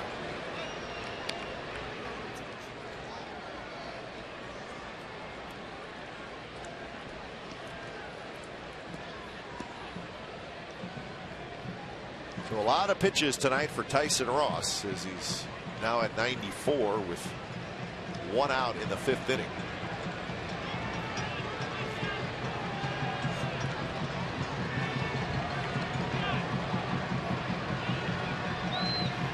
That one inside to Swisher.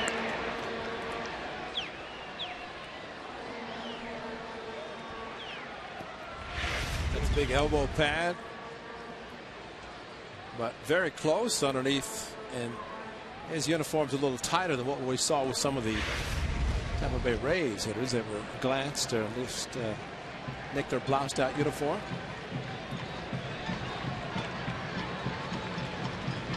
Three-2 pitch to Swisher and a little emergency swing, and he was able to stay alive. It's not his best swing. You can protect and stay alive. You do what you got to do. So with 2 strikes, you can make an emergency swing to get another pitch, then that is a good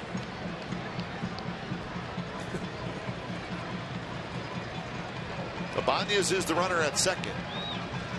Swisher rips one down the left field line. That's hit pretty well, and that is gone. Swisher goes the other way, a 2-run homer, and it's 6-1 Yankees.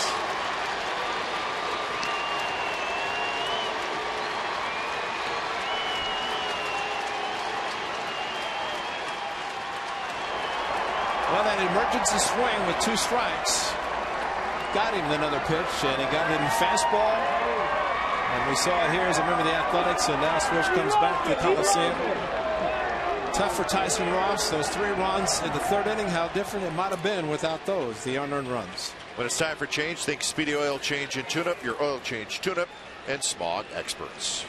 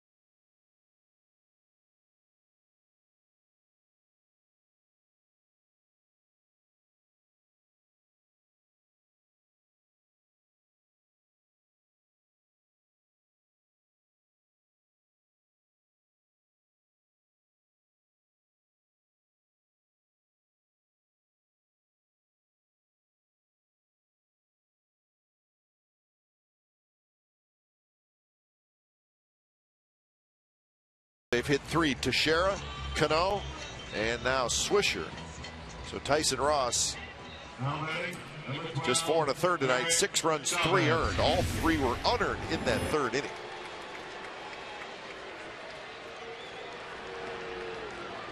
So Blevins will take over.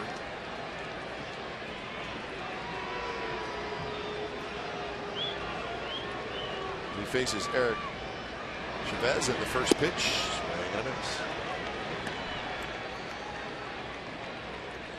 Well, the one thing the A's do have an abundance of lefties in the bullpen, and if you do have to go to the pen, and with the Yankees, they have some switch hitters, but also left-handed hitters in the lineup.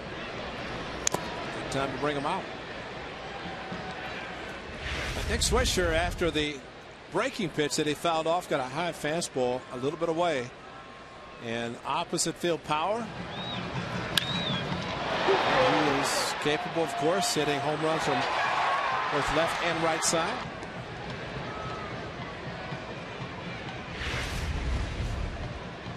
Swing and a miss. 3 pitches. Levens gets the strikeout. So that's 2 outs here in the 5th inning. Well, a big sweeping curveball. Stay with it. And Chavez not able to extend far enough to make contact. 3 home runs tonight give him 68 on the year. Only the Orioles have hit more in the major leagues. And the Orioles continue to have the best record in the American League. Orioles won again, 8-2 at home over the Royals.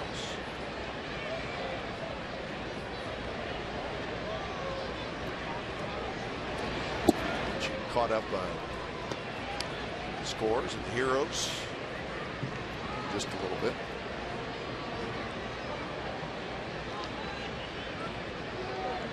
Justin Smoke just hit a 2-run homer, so Seattle now leads 4-0 over the Angels in the bottom of the 5th. Angels have won 3 in a row, but they'll have to come from behind tonight. They started with 2 wins here against the A's Tuesday night, Wednesday afternoon, 11-inning win on Wednesday afternoon.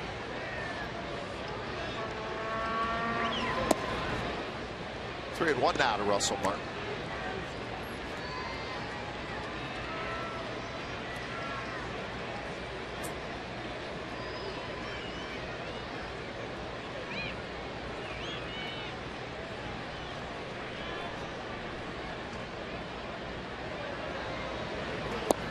And there's the walk. So Russell Martin is aboard for the 2nd time. He's got a walk and a double.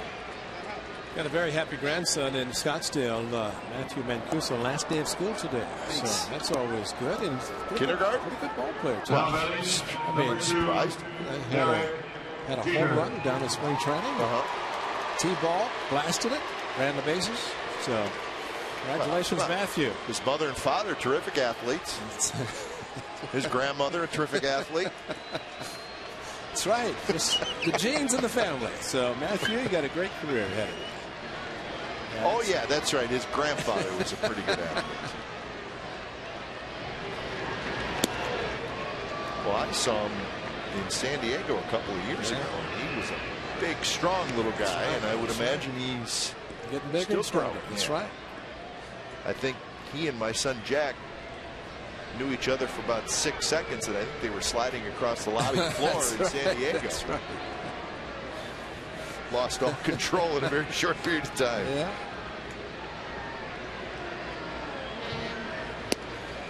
Good pitch by Levens right on the outside corner. 1-1 to count. Jeter, one of the few Yankees that has had a quiet night. He's 0 for 3, 2 strikeouts and a pop out to first.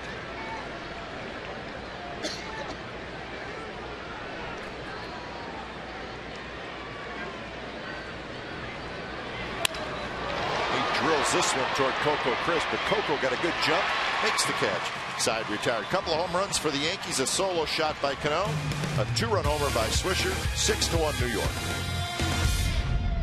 Hey fans, you can bring in your game ticket and save 20% of any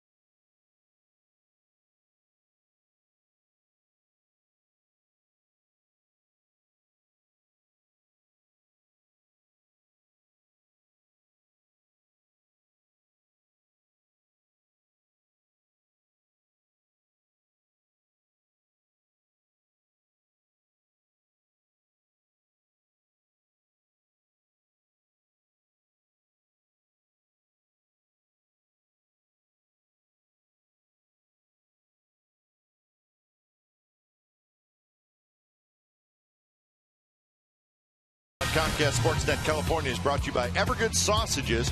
Pick up Evergood Sausages at your local grocery store today. Beautiful look at the Bay Area on a Friday night.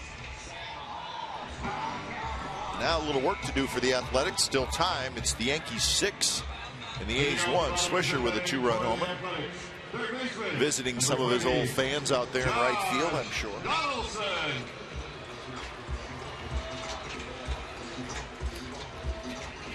So it'll be Donaldson, Barton, and Suzuki here against Ivan Nova. 6, 7, and 8 in the A's order. Nova's first pitch is at the knees for a strike.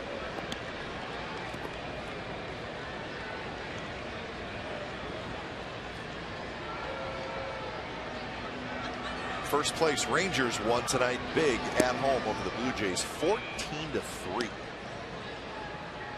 Texas gets back to 10 over. They're now 28-18 on the year.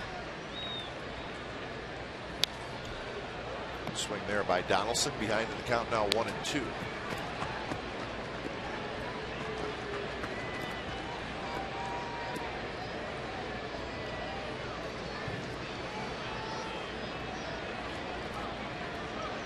Donaldson struck out swinging in the second inning. He lines this one to center, and that's a base hit. Donaldson has a hit, and that's how the bottom of the 5th gets started. And here's our Subway Eat Fresh Ask Glenn and Ray question. Visit the A's page at csncalifornia.com to submit questions. Tonight, Terry Tyler from Grass Valley asks, why don't umpires have to wear helmets like base coaches do? That's a good question. Of course, the helmets for the coaches just started maybe half a dozen years ago, and probably a good idea. And one of the reasons you see, as the first base umpire is looking straight ahead. He's at first base. But I think a lot of times because the coaches are paying attention to the runners, they have their back. And we saw Tim Flannery of the Giants, he actually was down the line, his back completely to the hitters. And of course, Mike Gallego, the third base coach, if he has a runner at second, he has his back trying to direct the runner at second base. Umpires are farther away from the actual action. But I think a lot of it too because they are looking right at the hitter. I mean, that's their job, to watch the hitter and watch the ball off the bat. And there are some home plate umpires who will actually wear the hockey style mask, which is a helmet essentially. But the old style mask is worn by Corey Blazer. It has the extension to protect his neck on any foul ball that might come up. It's the Steve Yeager invention when he got a bat hit him, protect his throat. But I think it's more than anything, they're just farther away and looking straight on to the hitter. That's my personal opinion. Well, I think you're right. I mean, their job is to look at home plate. The coaches' jobs are half the time to look away from home plate and look at the run. Exactly. And the home plate umpire is looking straight on, so if a ball hits, it would be off his mask, and hope that doesn't happen. But that what happened, and a lot of times the home plate umpire is protected by the catcher as he stands behind him.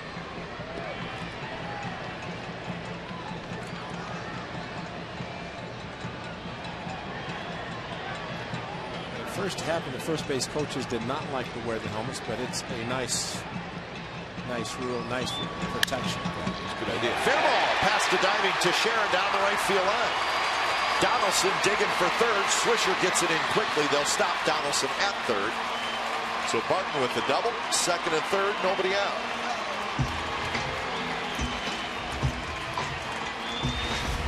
Well, you have to like the way the A's are trying to come back, and Barry Barton fouled off some pitches and got to the point where he could pull the ball past Teixeira, who was holding the runner. But as first basemen do, they will hold the runner, take out a couple of steps, and then in this case, Teixeira tried to dive back. The Gold Glover could not handle it. Now batting, the catcher with the double. Number 8, Donaldson at third. Suzuki. And the A's at the point now. And it is the first opportunity they've had with the runner in scoring position. And now they have no outs, runners at second and third. And this is where they have to at least score both runs. They have to score both runs. That's right. No matter what in this inning, they have to at least be 3 runs behind the Yankees by scoring these 2. Yankees will play the infield back. If Suzuki gets a ground ball, they probably played the infield back for Pennington the same way. So these are gift runs that you have to get in the 5th inning.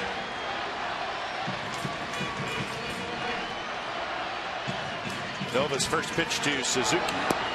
Breaking ball down and away, 1-0. Suzuki hit a fly ball to left field in the 3rd inning.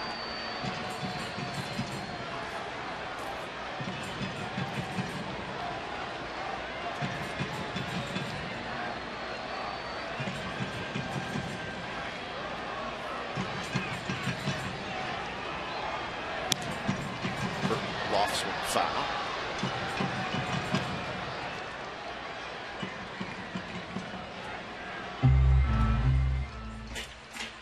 Kurt knows that a ground ball to the right side accomplishes 2 things. It's so often said, but sometimes it doesn't always happen. And a simple ground out to the right side advances another runner to 3rd and drives in a run. Even a ball on the left side, Donaldson should be going on contact with a ground ball to score easily. Swing and a miss. Throw, no. Saw Martin come up like he was going to try to get Barton at second, but he held on to it.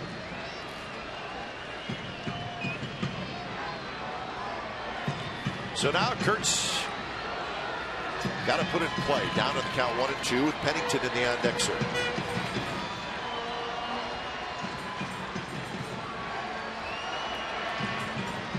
Nova throws that big curveball that he features as one of his better pitches. This one's driven left center. That's hit pretty well. Granderson on the move, still on the move, and he makes the catch right in front of the Comcast Sportsnet sign. But it's plenty deep to move both runners up, including Donaldson crossing home plate. So a very productive out for Kurt Suzuki, and it's 6-2.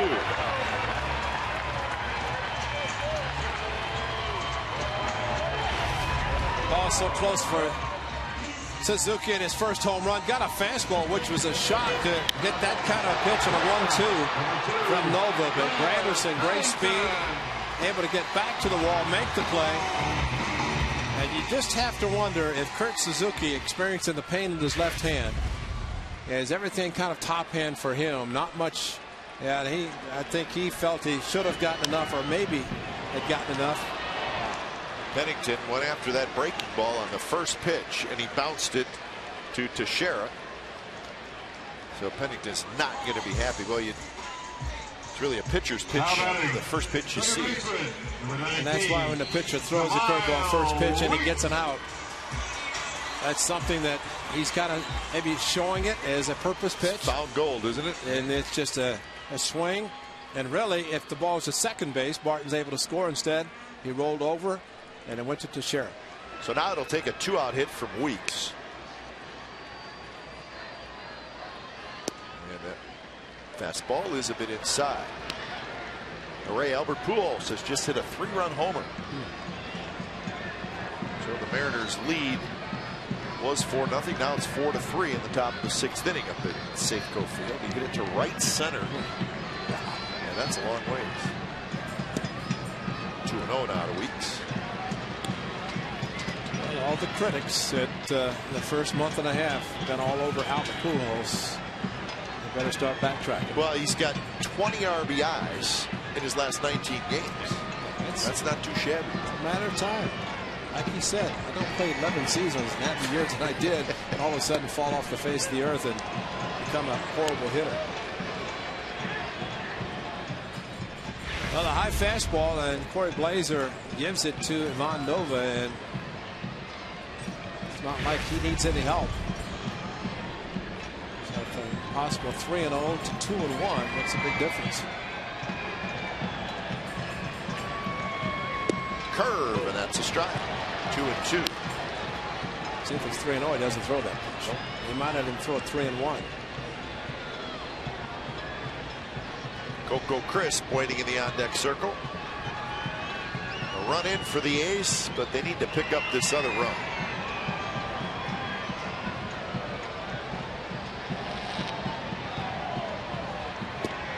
Strike 3 called. So Weeks cannot pull the trigger. Strikes out looking, whips his bat and his helmet. He's going to run. It's 6-2 after 5.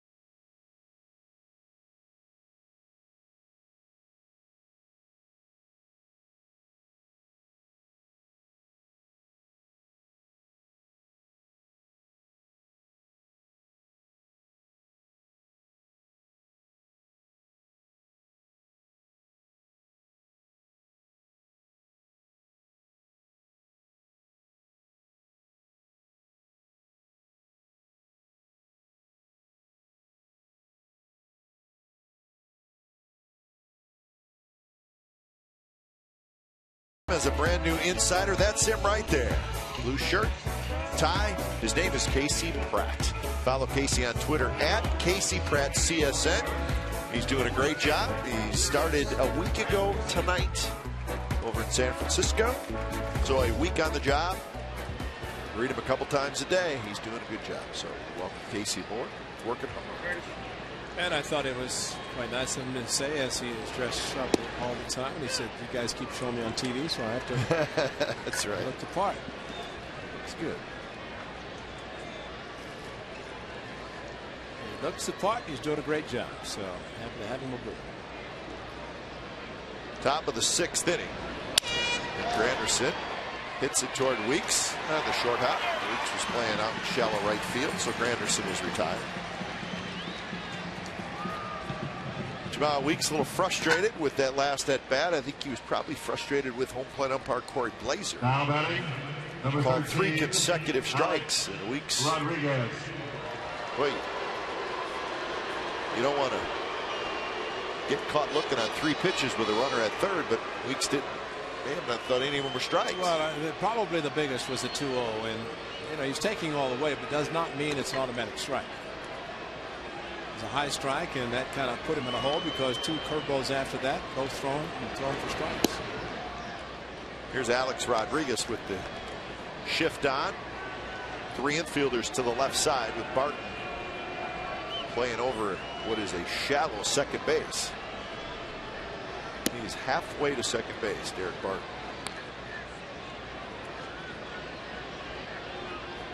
I'm telling you, it's the thing this year, Ray. We're seeing shifts much more than we did last year. So we could say 2012 so far is the year of the shift and the year of the injury. That's what. Who do we have today? Austin Jackson went on the DL. The shift is okay. The injuries are not. John Danks, White Sox left him. He's on the DL. So Danks and Jackson, 2 more good players on the DL.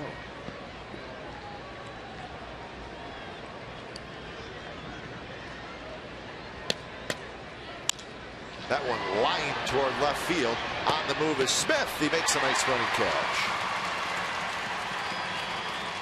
So Rodriguez hit it right on a line, but Seth Smith got back there, reached up and made the catch.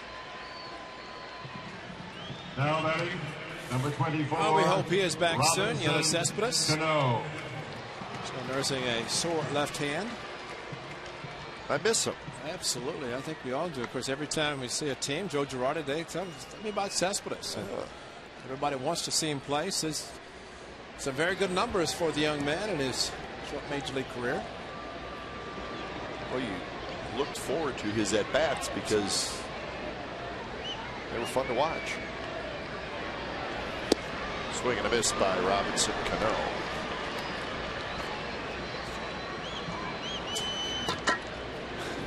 Flipping sunflower seeds. Watch your elbows, guys. In the strange injury category, he's flipping sunflower seeds and something happened to their elbows. Pumpkin seeds, sunflower seeds.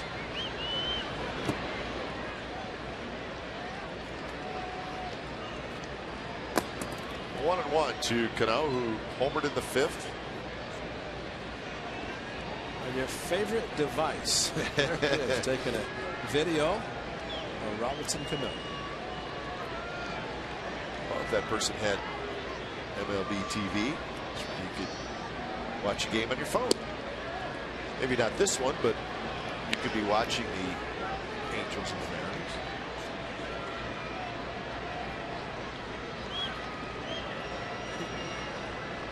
It's the blackout rule. That's right.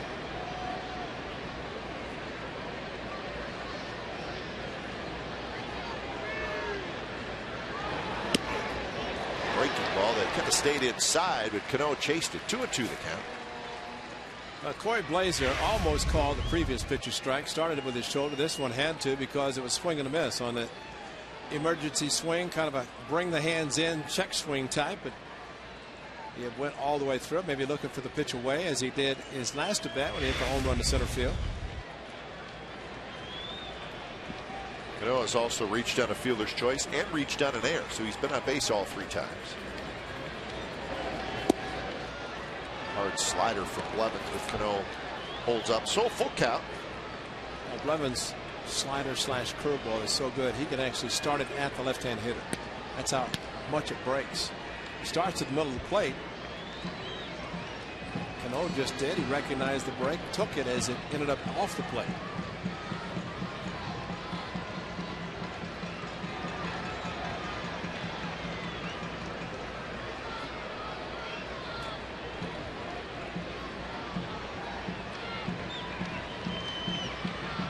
So the payoff pitch from Blevins to Robinson Cano.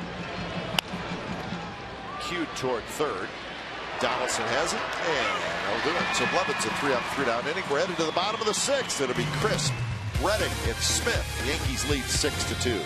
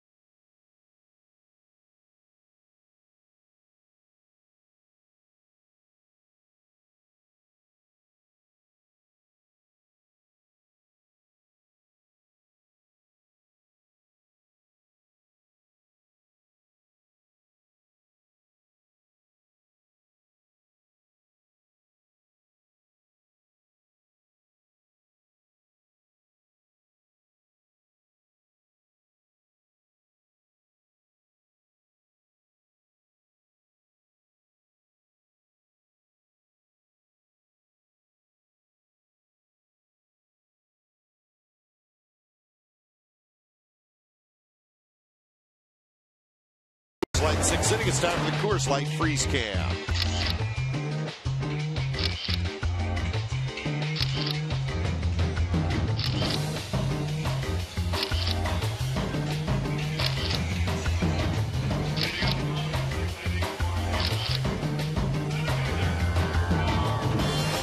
The Coors Light Freeze Cam is brought to you by Frost Brewed Coors Light. It's the world's most refreshing beer. Bottom of the 6th inning, the Yankees 6 and the A's 2. Nova will face Crisp, Reddick, and Smith.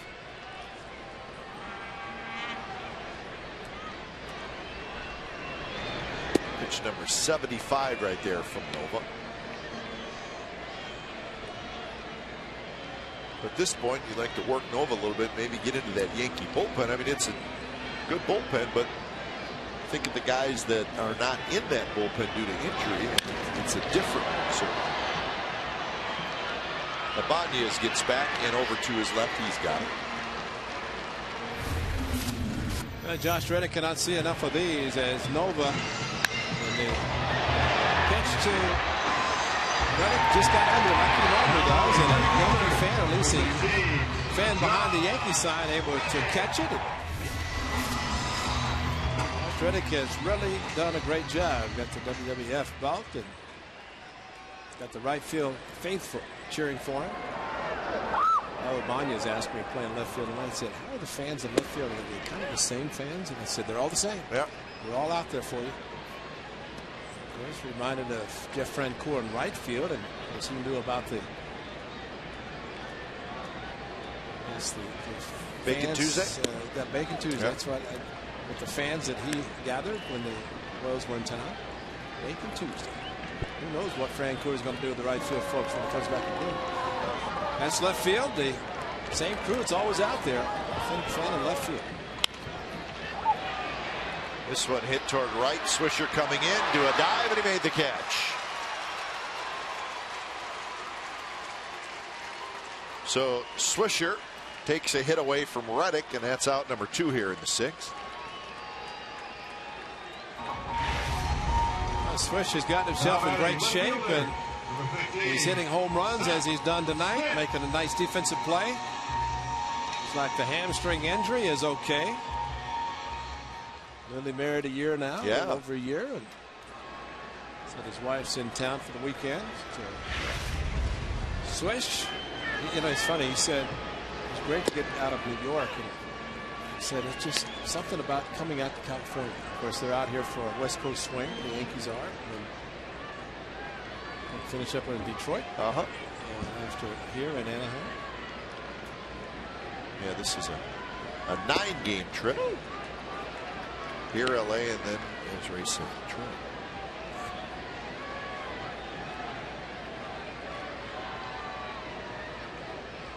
In fact, the Yankees are in a stretch starting tonight where they will play 15 of their next 21 on the road.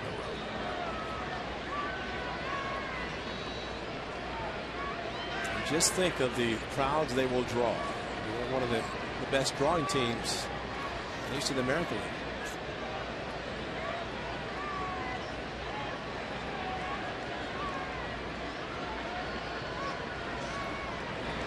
And what you hope is you're one of the National League teams that gets them an interleague. They will go to Atlanta and to Washington this year.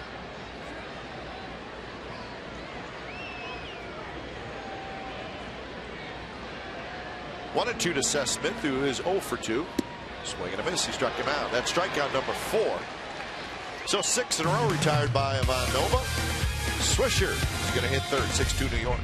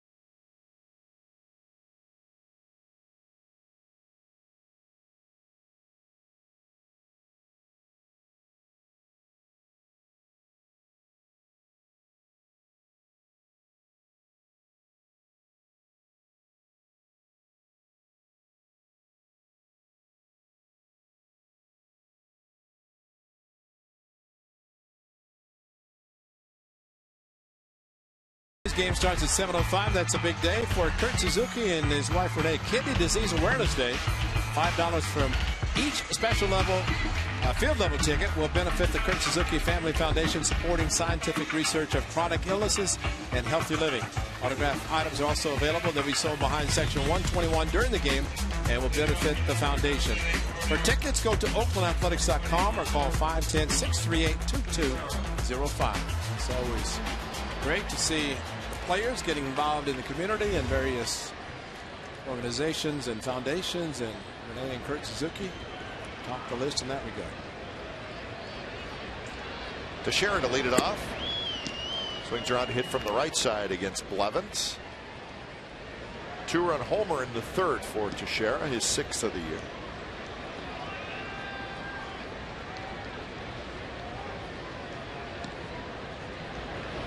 Career home runs for Mark Teixeira. He now has 320. Jim Miller starts to loosen up.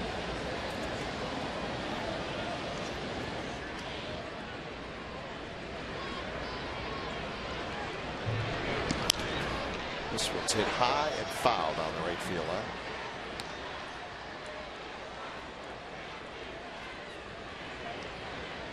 Well, he hit 7th in the lineup a couple of days ago against Kansas City. The last time he hit that low in the batting order, he's hitting 5th tonight. 2003 rookie season with the Texas Rangers. He's come a long way. Rangers, Atlanta, Angels, Yankees.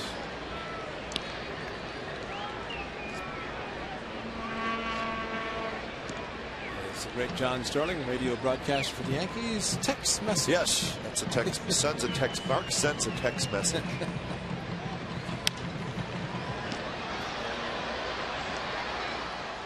Robinson Cano, don't you know? The Grandy man can. Yeah. John Sterling's got them all. Good voice of the Yankees. A-bomb for A-Rod.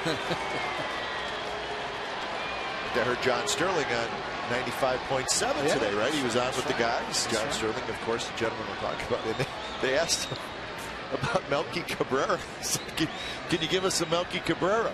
And he did it, but he wasn't quite as enthusiastic. The milkman delivers, I believe, is what he said when Cabrera was with the Yankees, as Teixeira strikes out. Well, it should have had the previous pitch maybe called a strike. This one was, as a big sweeping curveball thrown by the lefty Jared Blevins right in the heart of the plate to Mark Teixeira, and he knew it was gone. And there is John Sterling, the man, right there. He is always dressed. See how he's got the tie? John Sterling, probably the only radio announcer I've ever known that wears a coat and tie every game. I like it. Yeah, it's class. He's dresses up for radio. He's had a big endorsement with his suit manufacturer for years. He's probably got them all in his closet, but I was wise about wearing them. There you go.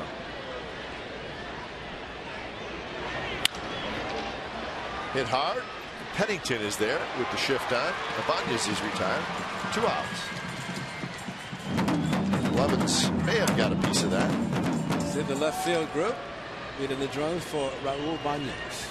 Actually, for Cliff Pennington for playing where he was. Now batting, number 33. Oh, if you could only see. Look at them. Look at all the guys moving here. They move there. I'm telling you, every batter they move. That is amazing. I mean, you watch Weeks and Pennington, and almost every bat they're going back and forth, back and forth. Can we use the guys in the left field bleachers and the guys in the center field? And maybe they call it could be green and gold. They're wearing the green and gold. First pitch to Swisher is a strike, a double and a homer for Swisher.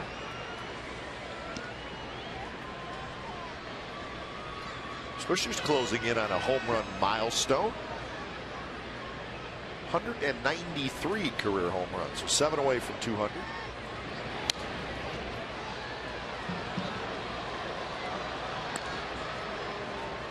Just have to wonder when Nick Swisher was traded to the Chicago White Sox from the A's, and he's got Ryan Sweeney. Let's see, Fantino de los Santos and Gio Gonzalez.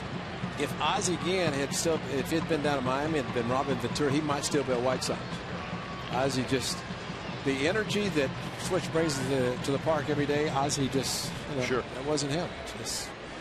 But he really started out very slowly in spring training, kind of carried over to the season, and probably the best thing that happened to him was going to the Yankees, because he loves it on the big stage, and he's changed a lot of the things in the Yankees. He's been able to back it up. That's the key. Chases on an 0-2 pitch, so Blevins with a couple of strikeouts. He's done a good job. 7th inning stretch from the Coliseum. The Yankees 6 and the A's 2.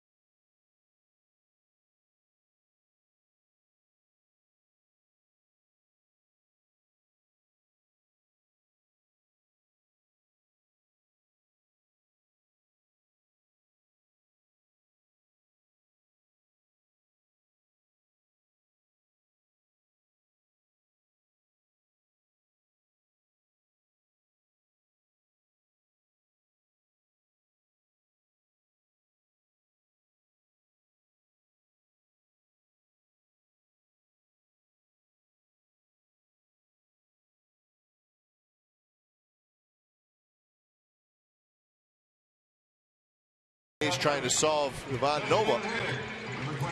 They got 3 more shots at the Yankees, trailing New York 6-2. A's with just 4 hits.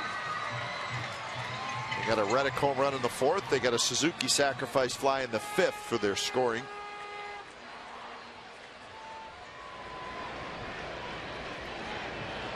So Kaiahue to lead it off, followed by Donaldson and then Martin. First pitch curveball, first strike.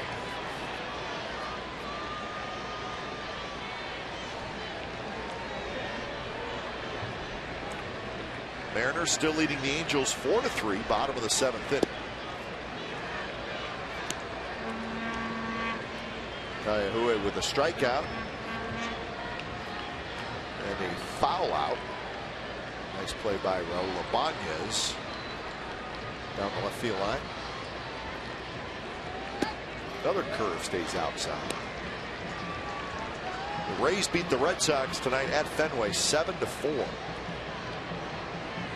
Chef Rodney getting the save. Chef Rodney got his 15th save.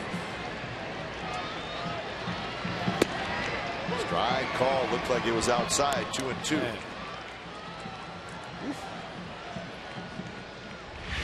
Another high strike, and Corey Blazer just it's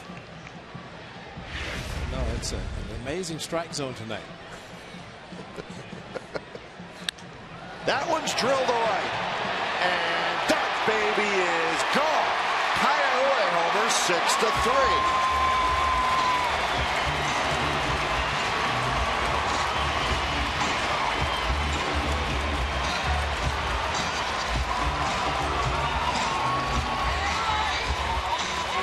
Ain't no doubter on a curveball.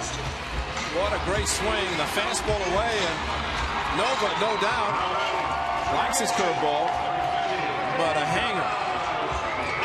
Max Scherzer, and now Ivan Nova. Watch this hanger and watch how quickly it goes out. That almost looked like his golf swing yesterday at Alamo Roundhill.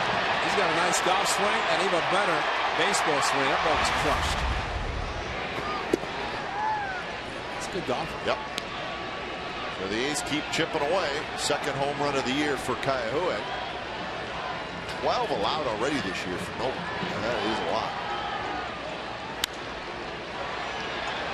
Popped up to Shera into foul territory. Calls off Cano. He's got it. Kai Hui, what a great swing. He is always aggressive, and well, he had a little bit of a hamstring injury, but nothing affected him on that swing. Jumped all over the hanging curveball from Nova. What a great swing. Powerful swing from Kai Hui. He knew it was gone immediately.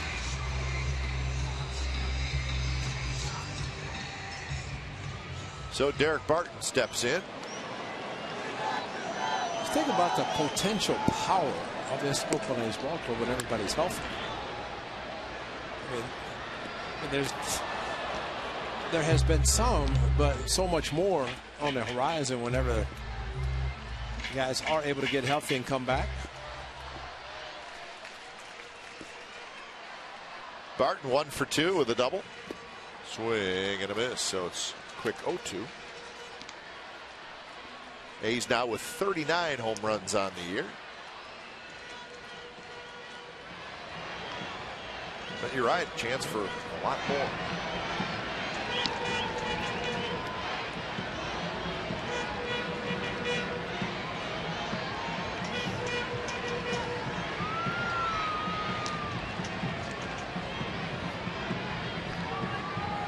Pitch. Ball. And, you know, I think too, though, just as important as maybe getting some of the injured guys back in the lineup, which will certainly help. I think you could make the point that getting Weeks and Crisp going would be just as important. Absolutely. Because those two are struggling.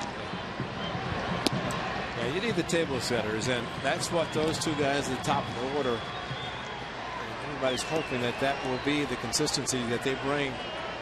Once they get on base, of course, they could steal bases to get both of them in scoring position, or just to get on base in front of the guys who potentially are going to be able to drive them in consistently. Barton with a base hit to left field.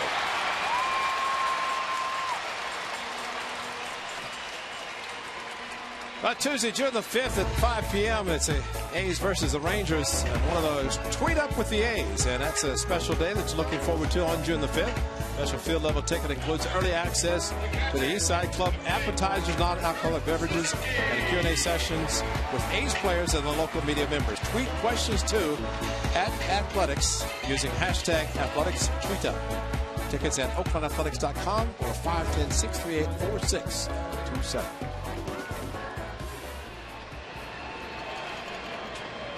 Here's Kurt Suzuki, who had a sac fly in the 5th, picked up his 14th RBI. So Kai Hui, a home run here in the 7th inning to inch the A's a little bit closer. Kurt Suzuki can still, I mean, that Comcast Sportsnet California sign is good, but pull it a little bit down the line of the Uptown scoreboard, and there's your home run. He's hit some loud shots this season. Either left center, right center, straightaway center. That one sails right over his head. It rolls into the on-deck circle. And Barton goes to second. Did you see how close that came to hitting the bat of Kurt Suzuki? There's no doubt Kurt had to be shaken up just a little bit, especially see the curveball coming his head. Watch the bat. He brought it down, fortunately, just in the nick of time to avoid having the bat hit. That would have been a horrible foul ball. But that shot looks like it was not as close, but the other one definitely did. But Kurt, I mean, you don't know what to do, especially with a ball coming at your head. You know it's a curveball. You see the spin.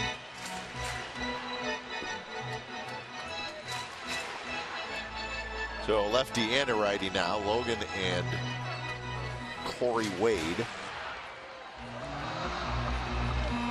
Larry Rothschild heads back. And they got a close eye on Nova now.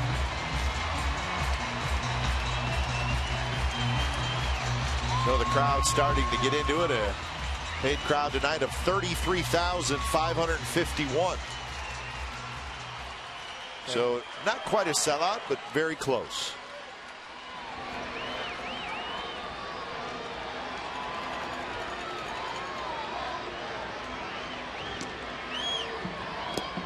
close again, 2-1.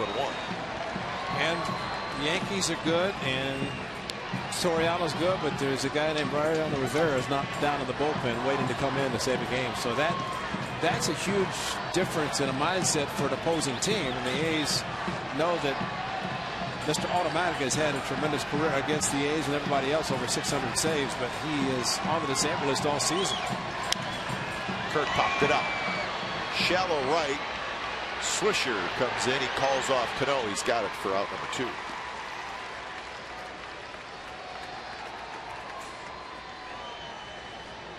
There was a time you had to worry about Mariano Rivera in the 8th inning. Starter goes 6-7 and know that Mo was available to pitch 2 if necessary. Shortstop, number 2. Not this year. Well, that's part of that injury situation for the Yankees bullpen. Obviously, it all starts with Rivera, who's out for the year, but David Robertson is on the disabled list. Robertson, who was named the closer when Rivera got hurt, and he was having a very fine season. He's out. He's not out for necessarily a long time. And over here, Jabba Chamberlain is out. Michael Pineda, of course, the starter, is out. They signed David Aardsma in the offseason, knowing that they probably wouldn't get Aardsma back till maybe later this year. But Rivera, Robertson, Chamberlain, really the 3 big names in that bullpen. Pennington lofts one, shallow center, Cano out, Granderson in. Granderson makes the catch. Side retired. So Granderson ran a long ways. A's get a run on the Kaihue home run. So we're moving on to the 8th inning from the Coliseum. 6-3 Yankees.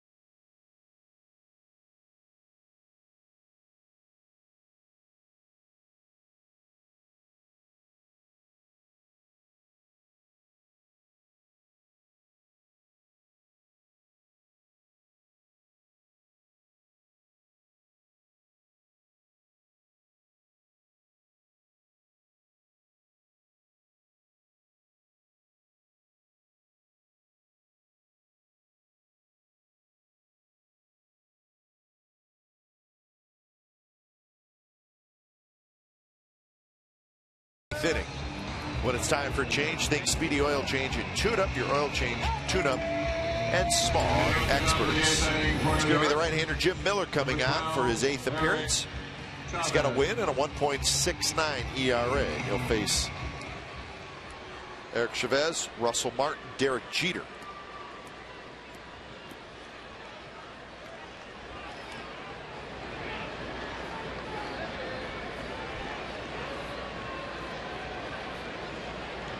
Miller last pitched on Tuesday against the Angels. First pitch strike.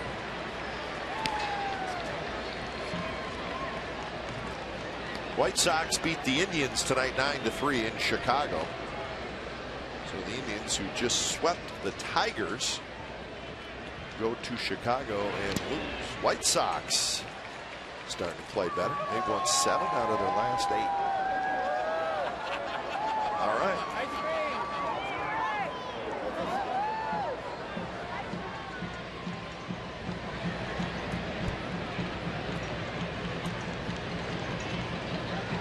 Oh, 2 to Chavez, who fouls on that.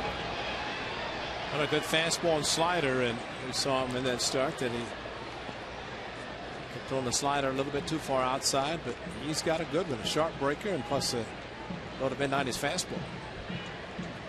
Young man who appreciates the big leagues and knows what it takes to just try to stay here. He's had his trips back and forth to minor leagues. He knows it's a business, but let's see that he has the good enough pitches and stuff to stay here.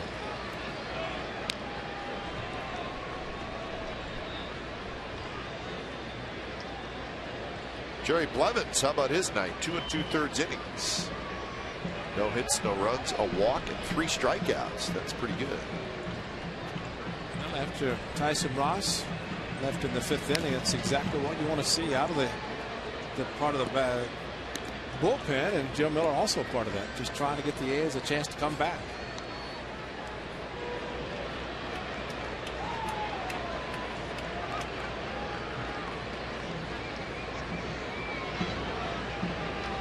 So 1-2 with Martin waiting in the on-deck circle. Chavez reaches for it and drills it to right center. Reddick going back. He's going to have just enough room, and he makes the catch. Chavez just kind of reached for it. And we saw him do that a lot and hit the balls into the seat, but this time out on the front foot enough, and just an upper body swing. Reaching with the pitch outside, trying to put it in the seats, could not quite make it.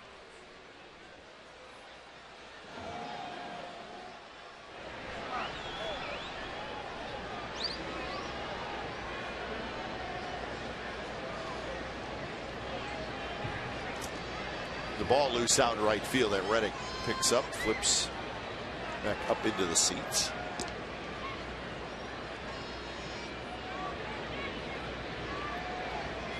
So Martin steps in. He is fouled out, doubled, and walked. 1 for 2.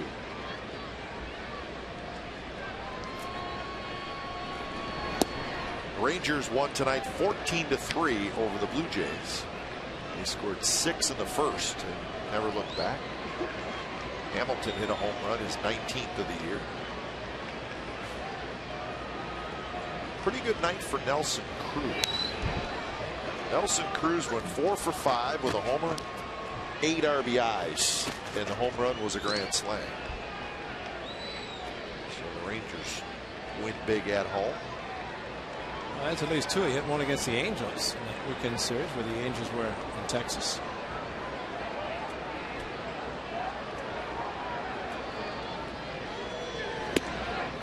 Strike. 1-2.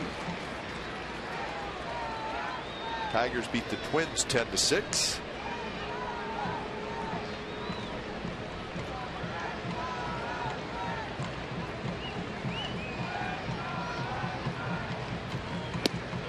Good pitch there, outside corner. So strike 3 called.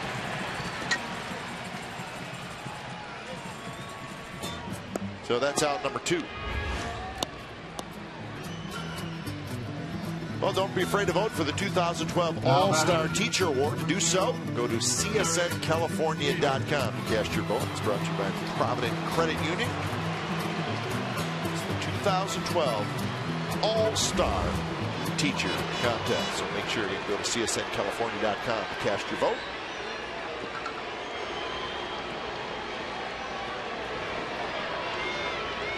That youngster's ready. It's your kind of guy right there, Ray, huh? You know, he's an intelligent young man, too. He got the catcher gear on. That's right. Well, it's a holiday weekend for the youngsters. No school on Monday, so they get 3 days off. Started off at the ballpark. You know, that might have been, they had a kind of a chest protector backpack type of thing. Yeah, you know, that's that right. might have been it. I think that was it. That was a couple of years ago. That's right. But that is a smart young man. He knows exactly the position to be. 0-1 to Jeter. A little bit high. Jeter is 0 for 4. I like the way the ball really jumps out of the hand of Tim Miller. I mean, that got Russell Martin Martin started his swing. All of a sudden, the 94-mile-an-hour fastball is in Kurt Suzuki's mitt. Curve spins inside. 2-1. Orioles won again. They beat Kansas City 8-2. Hamill the winner, Chen the loser.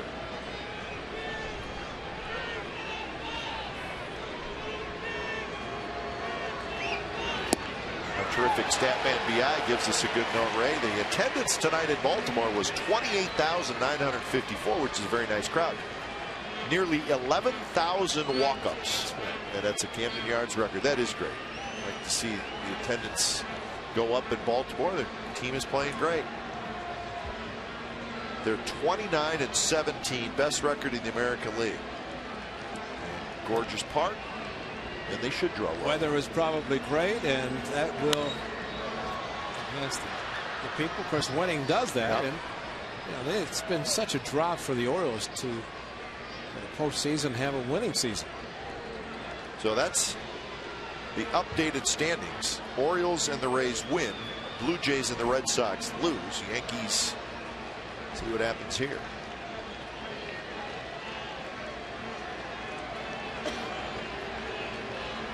Two and two to Jeter. Inside, Jeter has struck out twice, fouled out to first, and flied out to center. Speaking of those Orioles, they signed Adam Jones to a long contract extension. Matter of time. Yeah. So that's good news for Baltimore as well. They're talking about a 6-year, $85 million deal for their fine center fielder. He would have been a free agent after next year, and there's been a lot of talk the last couple of years about will they be able to sign him to a long-term deal, and they have done that. So it looks like Adam Jones is going to be in Baltimore for a while. Should be able to get by on that. He'll be all right. Miguel Montero, the fine catcher for the Diamondbacks, got a contract extension today. 5 years, $60 million. Thank you, Yadier Molina. Jeter strikes out. He's 0 for 5 with 3 strikeouts. So Miller has a good inning. Top of the order for the A's. They trail 6-3.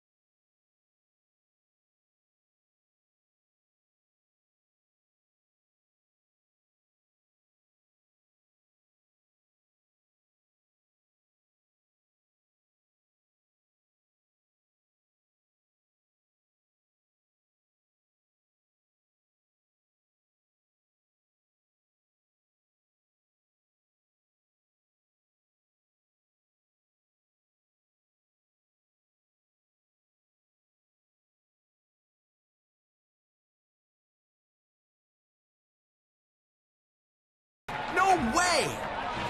Here's our team summary brought to you by your local Toyota dealers. 5 home runs in this game.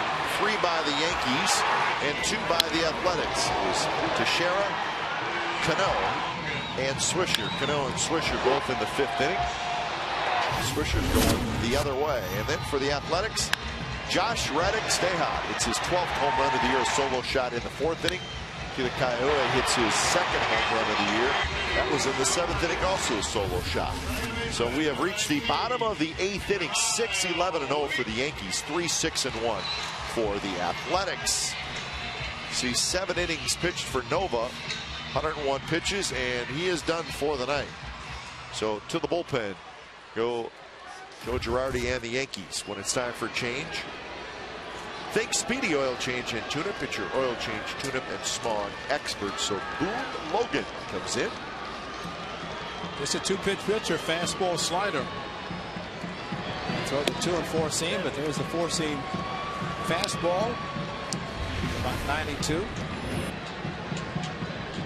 Good season. Look at the strikeouts to innings pitched. So Logan can get the strikeout if he needs it. He doesn't walk a lot of batters either, so that should help, especially time to pitch. Granderson was playing very shallow. He comes in, he makes the catch. So Jamal Weeks is retired. And we have not noted it, but we just saw it in what the Yankees outfielders do. They do play shallow, and Granderson in particular in center field. And remember, he was acquired from the Tigers, where he played in the massive Comerica Park outfield and did a very good job. It's a veteran now with the Yankees. And very shallow. Yeah, that's for sure. And you know what? It's helped him tonight a couple times. Yeah, he's, you know, you get excited. You see a ball that looks like it might drop, and the A's just saw Trout and the Angels playing center field. He didn't run down a ball. And now with Granderson, good speed, but playing shallow, which makes it very nice.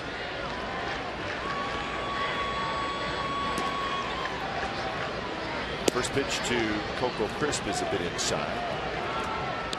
Coco is 0 for 3. Trying to get going.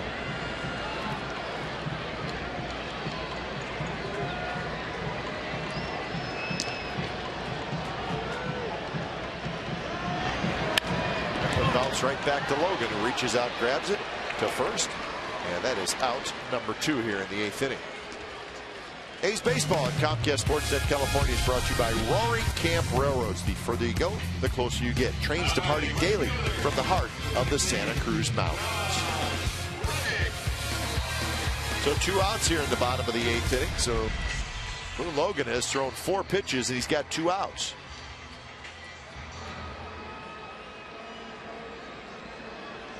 And now he'll face Reddick.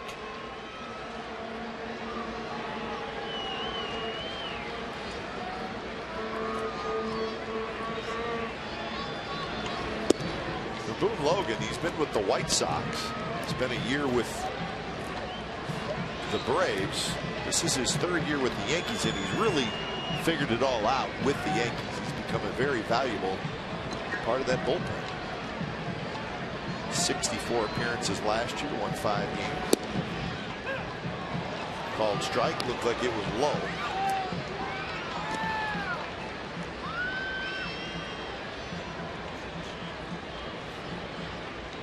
So 1-1 the count to Reddick, who homered in the 4th.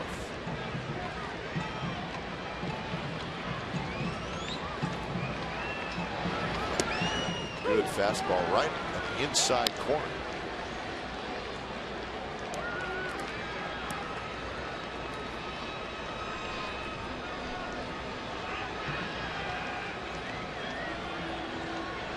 Brandon Lee trying to finish it up in Seattle. Mariners 4-3 lead, top of the 9th inning. Breaking ball, Reddick strikes out, and that is a quick inning for Boone Logan. He throws just 8 pitches, gets a strikeout, and finish off the A's.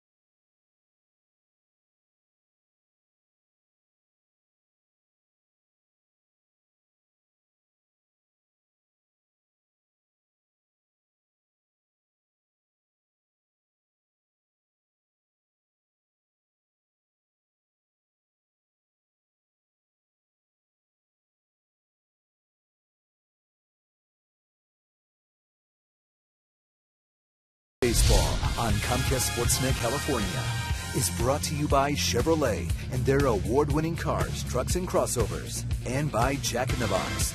Right now at Jack in the Box, you can try the new Chipotle Chicken Club. Make it a combo with fries and a drink. Top of the 9th inning from the Coliseum. Over 33,000 tonight in the house. Many will stick around for the fireworks after the game. He's trying to, if they can pull off a comeback, they will need to score a bunch in the bottom of the 9th. Granderson, Rodriguez, and Cano here in the top of the 9th. Jim Miller had a 3-up, 3-down 8th inning with a couple of strikeouts. Good curveball for a strike. There's the closer. It's not Rivera, it's not Robertson. It's the guy they signed, gave him closer money before last year, and now he is the closer. Rafael Soriano. Not a terrible backup plan, that's for sure.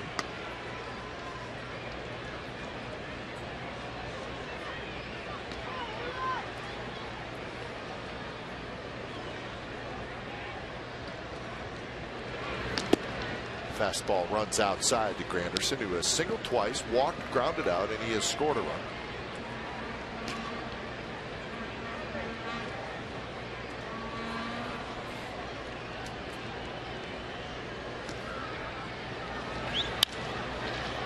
Flips this one toward left center shallow. Smith on the move, and he's going to get there. He makes the catch. So that's out number 1. Here's our Chevron pitching matchup for game 2 of this series tomorrow afternoon. CC Sabathia and Bartolo Colon. So teammates last year, a couple of veterans. 13, Alex Rodriguez. And that'll be 12:30.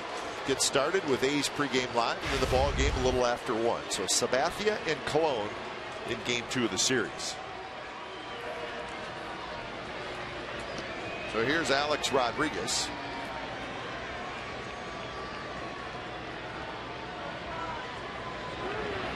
Breaking ball down and away to Rodriguez, who is singled, struck out, hit into a double play, and lined out to left.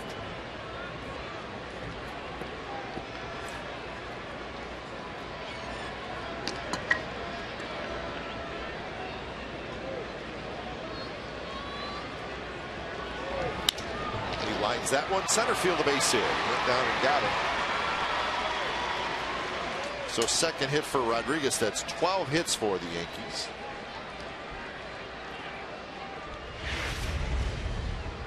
Just right back up the middle. That low fastball. All Alex had to do was extend his arms and not really try to pull the ball.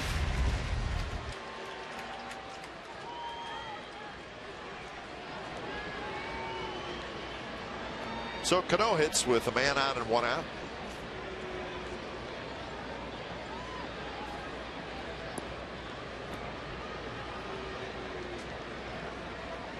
Cano is 1 for 4, and that 1 hit was a home run, his 6th of the year. The Angels have tied it up at Safeco.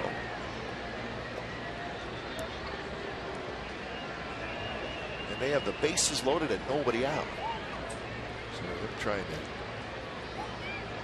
not only pin a blown save on Brandon Lee, but put a loss on him as well. And they're trying to do to the Mariners what the A's could not do in all the games they've played, from Tokyo to Oakland to Seattle. A's would have a pretty good record if it was not for the losses against the Mariners this season. Cano goes around on a high fastball. 0-2 the count. Soriano throwing in the bullpen. He will face Smith, Kaihue, and Donaldson. After Donaldson, it would be Martin. Alberto starts to throw for the A's.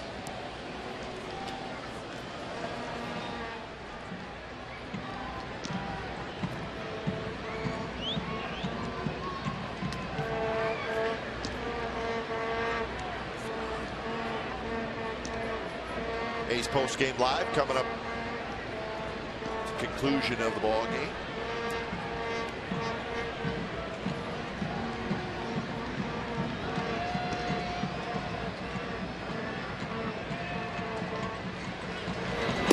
runs. Pitch is high, throw to second base, not in time. Alex Rodriguez with a stolen base.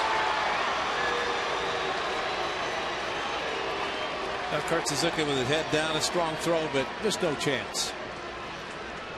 Alex does not steal as many as he once did. He's a 40-40 guy, but got a running start, and by the time Kurt Suzuki had the ball in his hand, Alex was pretty much sliding in. Made it a closer play than what it would seem. Got the hand on the bag, plenty of time. Well, he's 6 for 6 this year in steal attempt. He's a big guy, but he still runs pretty well for being in his mid-30s. So he can steal a base if he needs to. You just don't see the reports that he's going to run as much, and it's an element of surprise. And plus, you get certain guys with a high leg kick, and you combine the surprise element and the leg kick, and just not much of a chance to throw anybody in.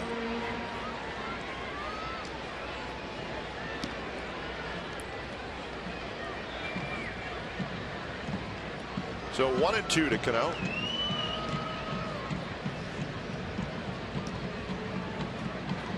Now the Angels have scored 2 more. So the Angels have now scored 3 runs in the top of the 9th inning up in Seattle. And the Mariners have yet to get an out in that inning.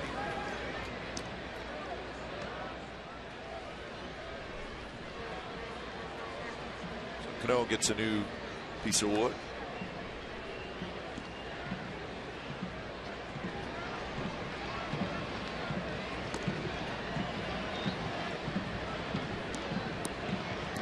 Teixeira waits in the on-deck circle. Rodriguez at second with 1 out. Yankees looking for some insurance runs.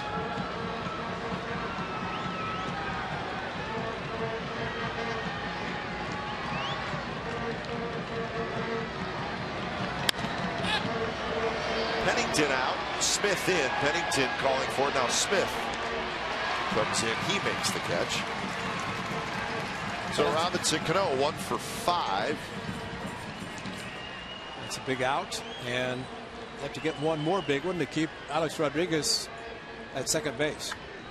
3 runs. Tough to try to get against Soriano in the 9th inning, but at least it's 3 and not 4, and that's the key. And try to keep it at 3.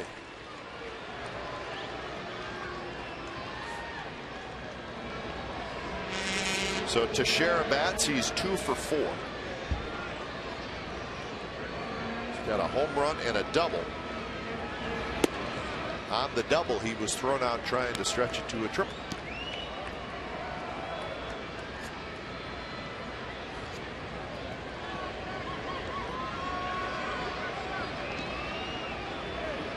Outfield fairly deep. Weeks out on the grass.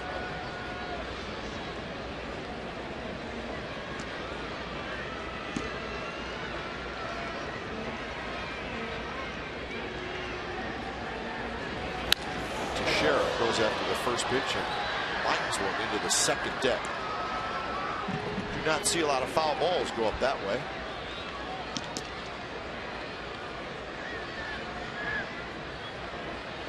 Up near Dallas Braden country. 209 at 9:56. Not quite. 206. It's farther down. 209 was hopping on Mother's Day 2010. Yep. First day of the 209 section. There's Dallas. Trying to get healthy. It's been a grind for him. Yeah.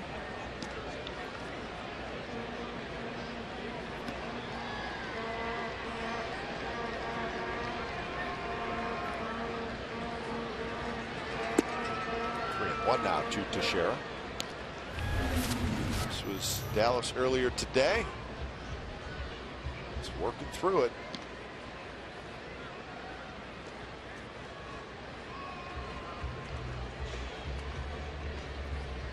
Not throwing it against the screen that protects the pitchers, and got him out there all along. Yeah. Welcome to the DL. Huh? Yeah.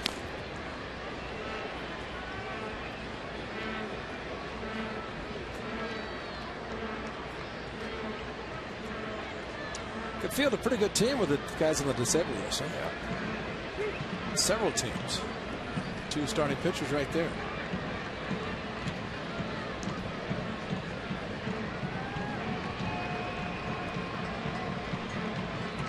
So payoff pitch coming up to Mark Teixeira. Soriano still throwing in the bullpen. Teixeira, oh, what a round. Wow. Alfonso Marquez rings up Teixeira, and we are headed to the bottom of the 9th. Work to do for the Athletics. They trail 6-3.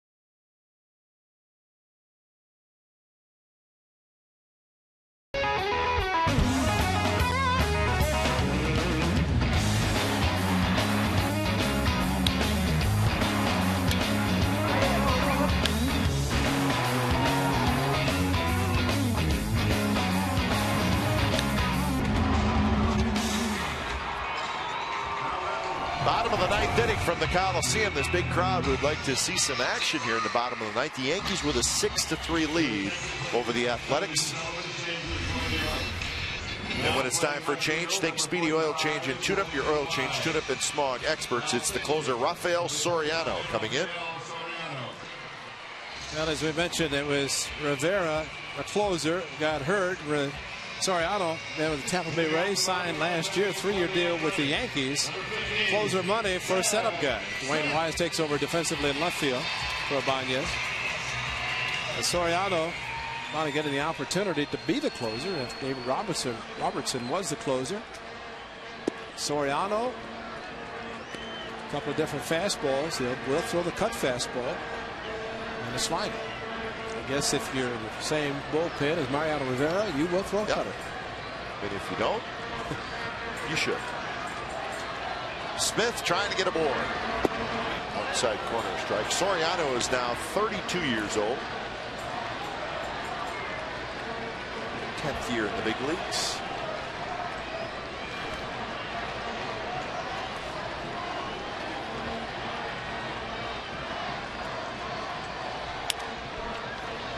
Soriano had the big season in 2010, his only season with the Rays. And he went 3-2 with a 1.73 ERA at 45 saves. That led the American League, and that got him the big contract with the Yankees. He's also been with the Braves, and he started with the Seattle Mariners. That's a nasty pitch, and Smith swings and misses. Well, this is what happened in Kansas City. Royals hosting the New York Yankees, and a ball hit to right field, and Mariano Rivera went back and went down. And as Joe Girardi, his manager, said, anytime you see anybody, a player, grab his knee, and Alex Rodriguez, oh my God, as he looked down to see Mariano Rivera, Mr. Automatic, the closer, going down, and disabled list. Out for the season, but boy, happy to hear him say he will be back next year. He had talked about maybe retiring after this season. He's not going out like that. No way. I don't blame him. Guy hits. Angels win it at Safeco. They score 3 runs in the top of the 9th inning off Brandon League. Final score: Angels 6, Mariners 4. So the Angels starting to put it together. They've won 4 in a row. They got a 3-run homer from Pujols tonight. Mariners cough it up late. That's what you always like to see, those 3-run home runs. Earl Weaver is happy. That's all he waited around for when he managed the Orioles. Just give me a 3-run home run. Bob Melvin would like to get a 3-run home run right now. If you get a couple of guys on a home run to tie the game. Down 3 and blow those 3 unearned runs in the 5th inning. The 3rd inning, that is, really stand out. Tyson Ross had a couple of strikeouts. Like he might be able to get out of the inning. Soriano flips to first, and that's out number 2. Remember, coming up after the game, A's post-game live, and tonight we're going to have the A-team, and that'll be Ray and myself and Ken and Vince from the radio side are going to come on over, and we're going to talk about tonight's game, and we'll do that during A's post-game live. So join us for that. We'll have a little fun, break down the game. As always, we'll talk baseball with those 2 gentlemen, our good friends right next door. Vince Catroni on the left, Ken Korach on the right. They'll join us for the A-team coming up on A's postgame live. 2 outs. Here's Donaldson. First pitch, Donaldson goes around.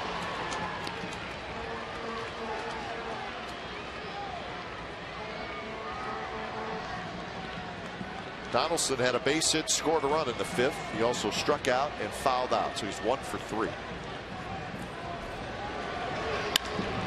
Drills that one left center. That's hit well. Wise on the move, and he's going to play it off the wall. So Donaldson digging for second, and he's going to have a sliding double. So Donaldson keeps the game going. Starting to see some better swings from Josh Donaldson. I got a breaking ball from Soriano.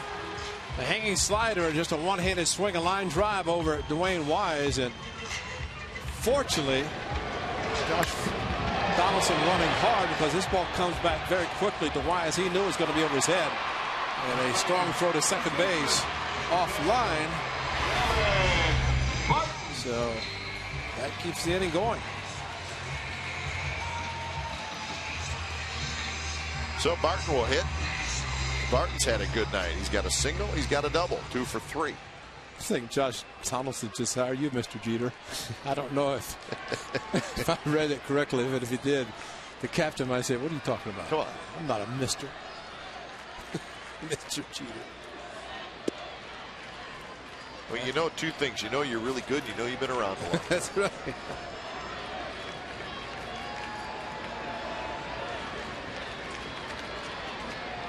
He is both, and we just hope he stays around a long time.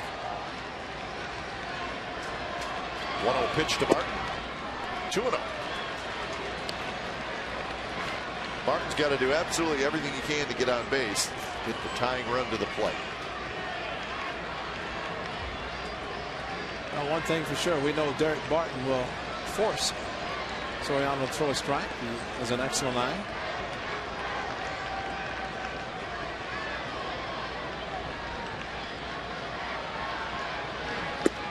And that would call the strike on the outside corner.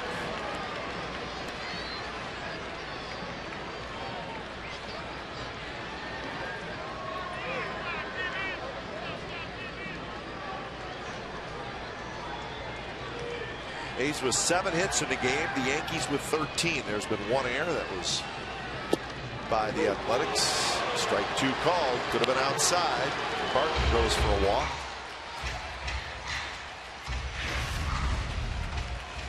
Well, Martin on the outside corner, and I don't know how the overhead camera would show it, but Derek Barton usually has a pretty good eye. He hit a similar pitch to left field for a base hit in his last event. A double to right field, single to left. Big hole on the left side also. Swing and a miss. He struck him out, and that's the ball game. So Soriano comes in, gives up a hit, strikes out a couple. He gets the save. Nova gets the win. And the Yankees take game one of this 3-game series by a final score of 6-3. Well, as I mentioned, it's unfortunate when you're playing a team like the Yankees or any team that has a very good team, you cannot make mistakes. And the Yankees are the type of team that will take advantage. They did tonight, and that turned out to be the biggest difference of the game. One mistake cost 3 runs, and the A's lose by 3. There's your final score. Once again, the Yankees 6 and the Athletics 3 in game one of the series. Well, thanks for watching Oakland A's baseball here on Comcast Sportsnet. It's part of the NBC Sports Group. Stay with us. A's Post Game Live with Henry Williford and Greg Cadaret starts after the break.